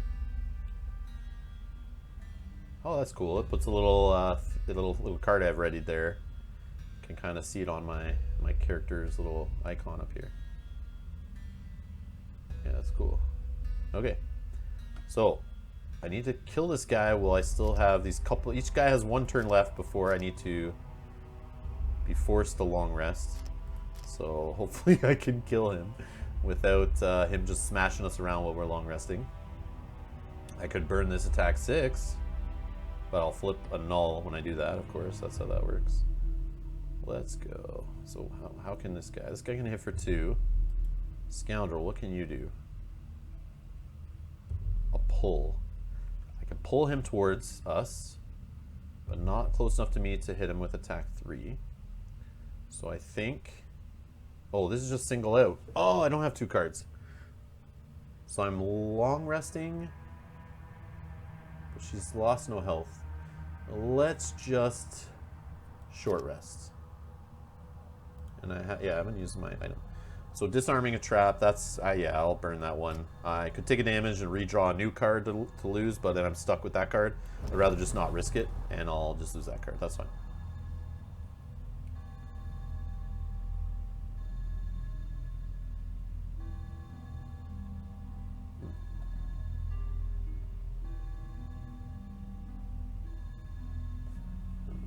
What's it saying? YouTube's giving me trouble here on the stream quality.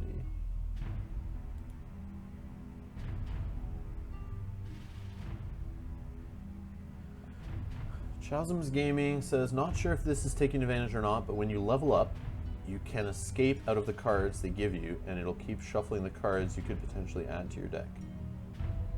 Wait, really? That seems messed up. Yeah, that's probably a bug. Oh man, don't tell me this stuff. I don't want to cheat. Okay, let's go. Alright, let's see here. Okay, YouTube's good. Just some hiccups, I guess. Okay. And my streaming software says it's all good, but oh well. Okay, let's go. Let's get this thing done here. Okay, so move 2 and attack 2. I like that. But then, and also, what is it? On your next 4 attacks, targeting enemies adjacent to none of their allies, add +2. So that's, yeah. Let's do...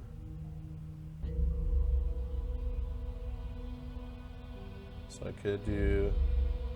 I don't have the bottom attack one. That would have been nice.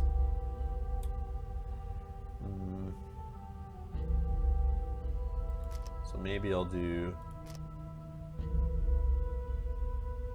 I'll go early, do that crazy attack. Oh, that's not crazy because he's not beside my ally.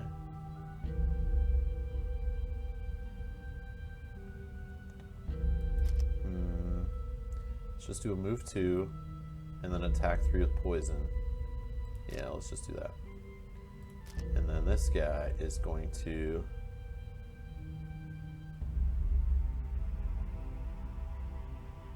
I guess I'll just go early and do like a regular attack, a regular move. Just use up my last 2 cards. I could go to the door also, but he needs the long rest, so that's a thing.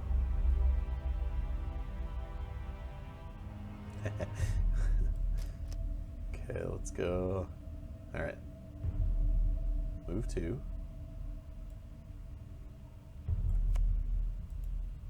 Confirm. Poison. Confirm. Yeah, he's gonna do move 2 attack 2. Let's just... Okay, so I smashed him. He's got 2 left. And the scoundrel's turn. And this guy is going to...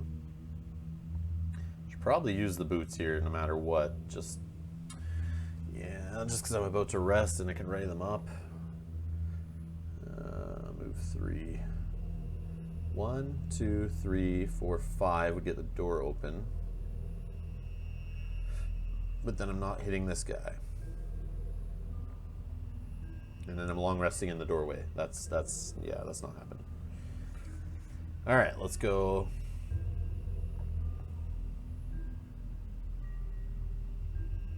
Yeah, let's just do the move 3.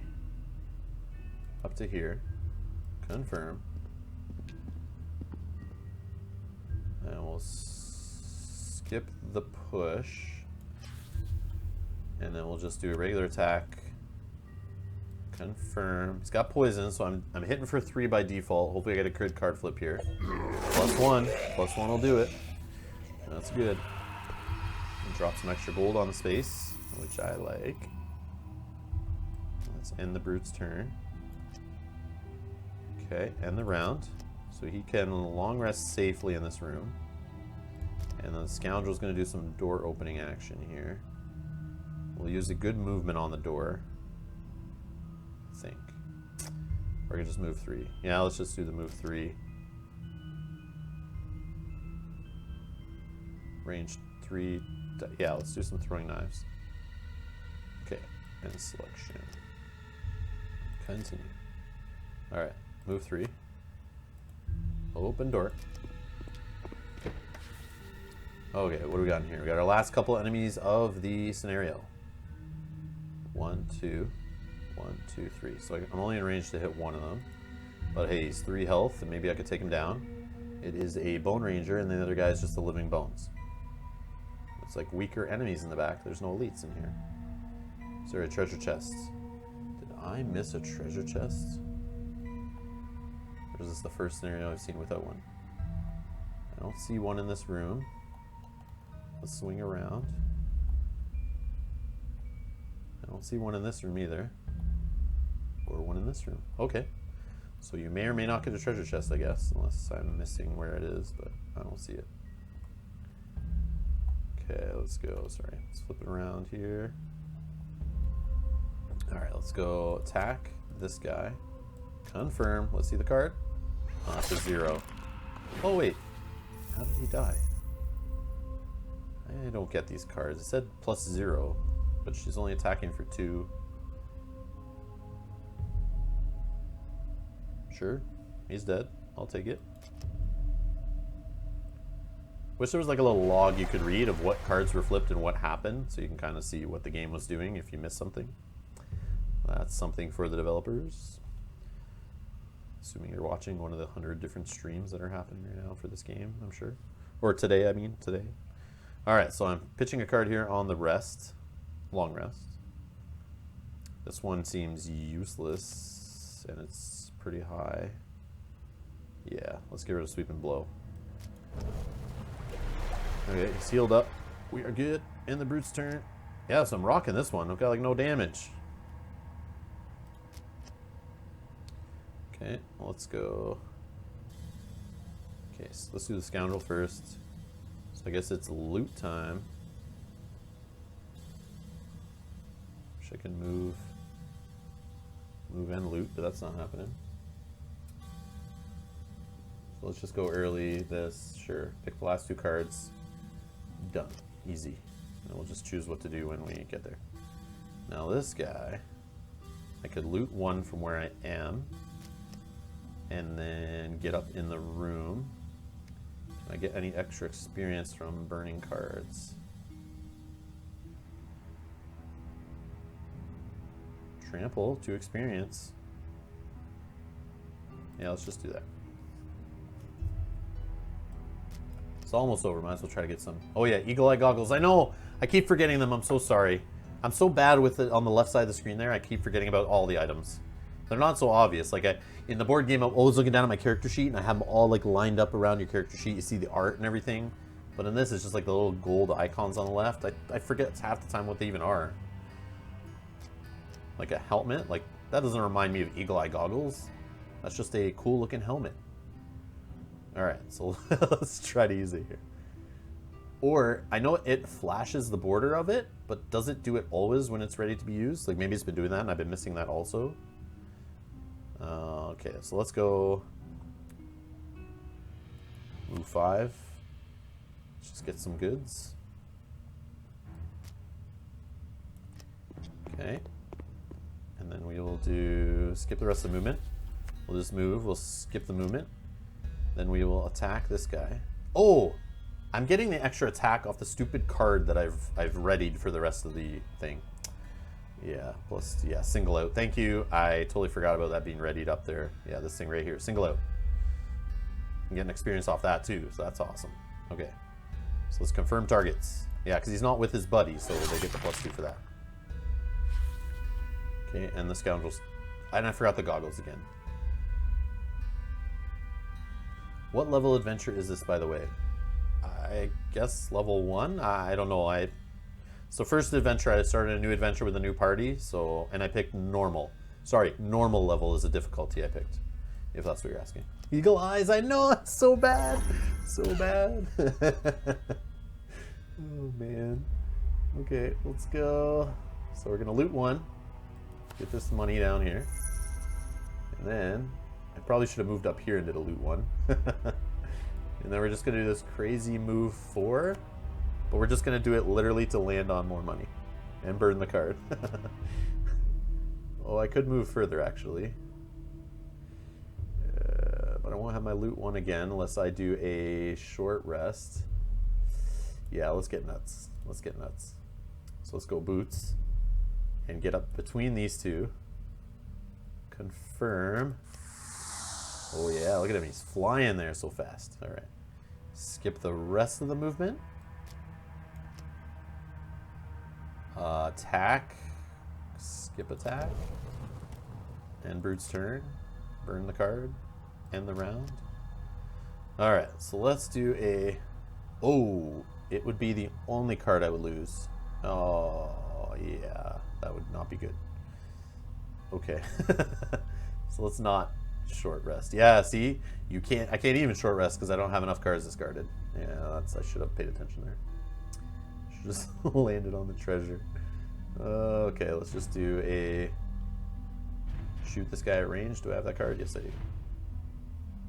So I'll do that, and I'll just move on to just go early. Let's move on to something, and then the Scoundrel just needs to get to some treasure, but it has to long rest. Or a short rest. Let's short rest. yeah, we can lose the special mixture. Does she have her loot? Oh, she has her loot one, but it's on the move. Useless. Oh, the loot 2, the one I can burn. But again, oh, I can get this one up here. 1, 2, yes.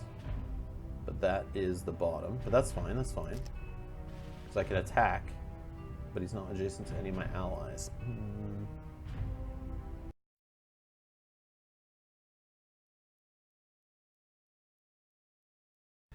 Okay, as you saw, my PC crapped out on me. What basically happened was I learned the power adapter that was shipped with my gaming computer doesn't give it enough power to run games for long periods of time. It actually draws from the battery at the same time as the power from the wall. And streaming so long, it eventually started to run out of battery, then choked the CPU, and it started to go down to like a shutdown mode, killed the whole stream, killed the app. And I thought it bugged out the app, but actually, here we are. I figured out the problem. I have a better power adapter, which I just took from a different computer that I had. So we should be good now, and we're going to continue this on. The only problem is, as you see, the screen setup is a little different because I was continuing to use turns and cards thinking the game had bugged out and broken, and I hadn't killed all the enemies. And I was looking through the rooms thinking, look, I did 3 rooms, I killed all the enemies, but then I noticed I had missed something. And if you swing around here, there is another door there to the right, which I totally missed. Missed it on stream after I came back on, streamed a little bit. We couldn't find the door. I thought the game was broken. I was going to report it to the devs. But then I went on the Facebook group, the Gloomhaven digital Facebook group, and there was lots of feedback from people who played the game. And one of the most complaints I saw, or most pieces of feedback, was doors are sometimes hard to see and hard to find. Obviously, this one's a little more obvious when I turn the camera, but even that, I have to turn the camera and look for it, and I didn't catch it. So that's my bad. So I figured out the computer issues. Let's get this scenario finished. The only problem is I wasted some cards moving around the room collecting gold and just trying to see if I could trip the scenario to end.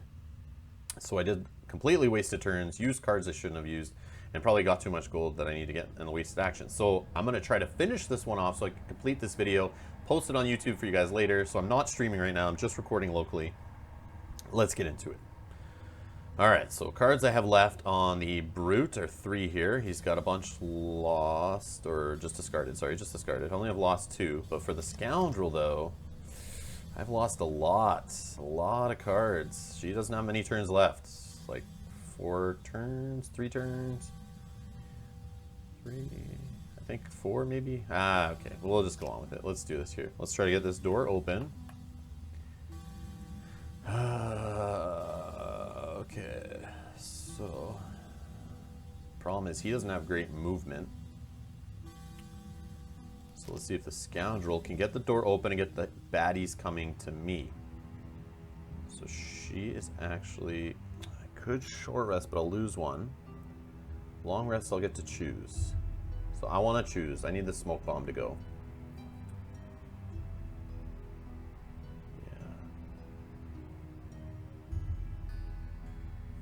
It's also a wasted turn. I'm gonna do it. Okay, and this guy. I seem to burn some cards. Let's go late. Maybe the enemies will come to me. I highly doubt it, but I'll use some jump 3 and then maybe a attack if I get close enough. Oh yeah, but it won't be on this turn because I won't have the door open because of the long rest.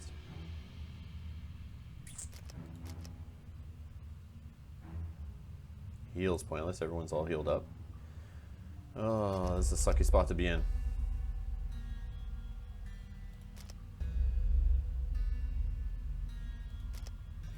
Yeah, let's just use these. I do have the boots actually.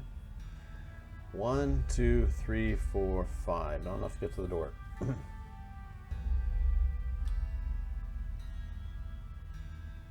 But I probably should use them. Let's do it.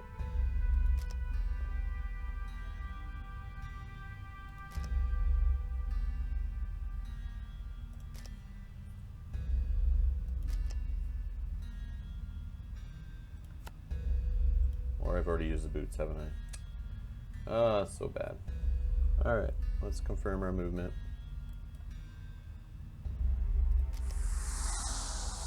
Getting closer. Let's just skip the attack, kill the turn, and the brute's turn. Let's get rid of the smoke bomb. Confirm. And the scoundrel's turn. And the round. Okay, so let's see here. He's gonna long rest.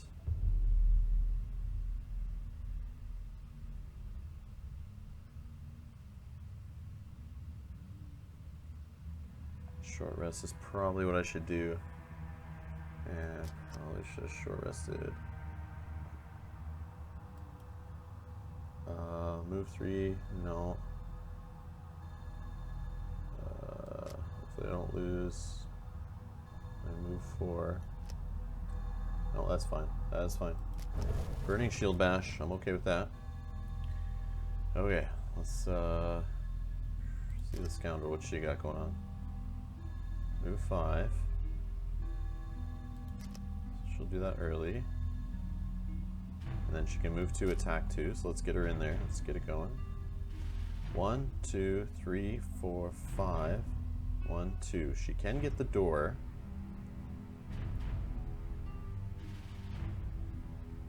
Yeah, let's do the door early.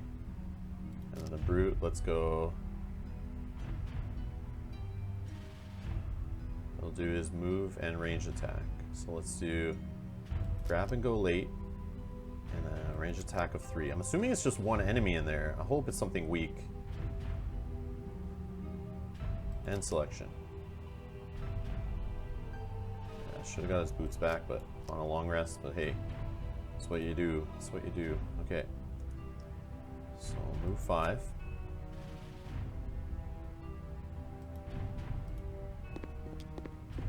Okay, and then we'll do the move 2 and attack. Open door. 2 enemies. They're both 3s. And the attack's gonna miss. That's fine. And the scoundrel's turn. There's a treasure in there too. Oh man. 5 damage. Ooh, we'll just take it. So where are these guys? Bone Ranger. Bone Ranger. Damage of 2. Alright, so this guy is going to do his move. Can't get to any of the gold. That's fine. Confirm movement. He's going to march in here. And then he's going to attack. Attack the further guy, I guess. Dropped him, nice. It's just what I needed. And the brute's turn. And the round. Okay, what can the scoundrel get done for me here? Short rest, I think, has to be done, right? Short rest, confirm short rest. Burn the card, sure.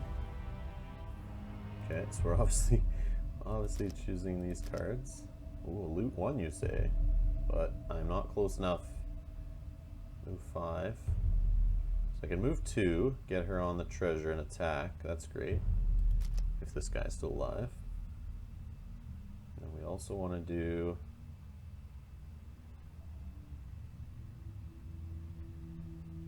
I could heal her, but I want to move him onto some treasure.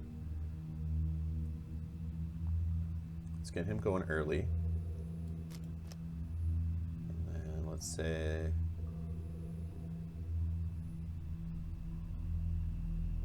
let's just use up this card. We're gonna move 3 on it. That's fine. And selection. So this guy's going last with an attack 1 and range 3, attack 1 and range 3. It's 2 attacks. That's annoying. So let's disarm him, I guess.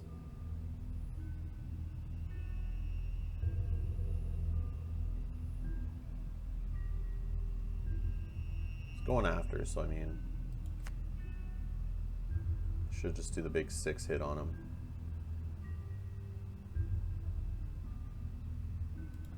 let's move to the treasure. Skip the rest of our movement. Skip the push. Going to attack him for 2 with a disarm. Confirm the target. It's got a 0 flip card on it, so he goes down to 1. But he's disarmed. That's the most important thing there.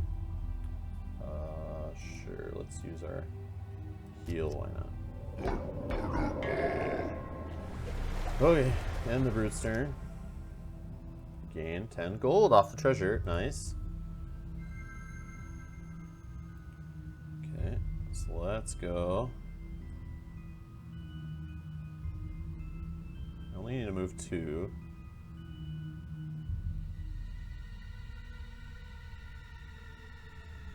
So shouldn't have another turn. I could have used this loot, like moved her this turn, then use that loot again, but wasted too many cards in that one room that I thought was the last room, trying to be cute, getting gold anyway. So let's just move to, see, do I want to go another turn?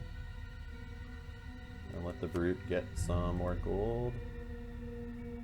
Yeah, let's just get her done.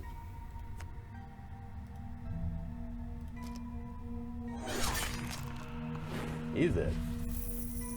And the scoundrel's turn. Forgot the eagle eyes again. The eagle eye goggles. Whatever. I truly didn't want him to die anyway. And the round, there we go. So still the bug out here on the NA on the scoreboard. Definitely got more than 14 gold. Alright, let's see what happens here on this little stretch of our adventure. So journey to Mistfell, the small patch of woodland has a great view of the east road from Gloomhaven. Rubbish and burned embers lay a testament that others have used this location in the past. So is this what I did? 3 scenarios, difficult, easy. Yeah, that's what I was doing. So now what? Mistfell?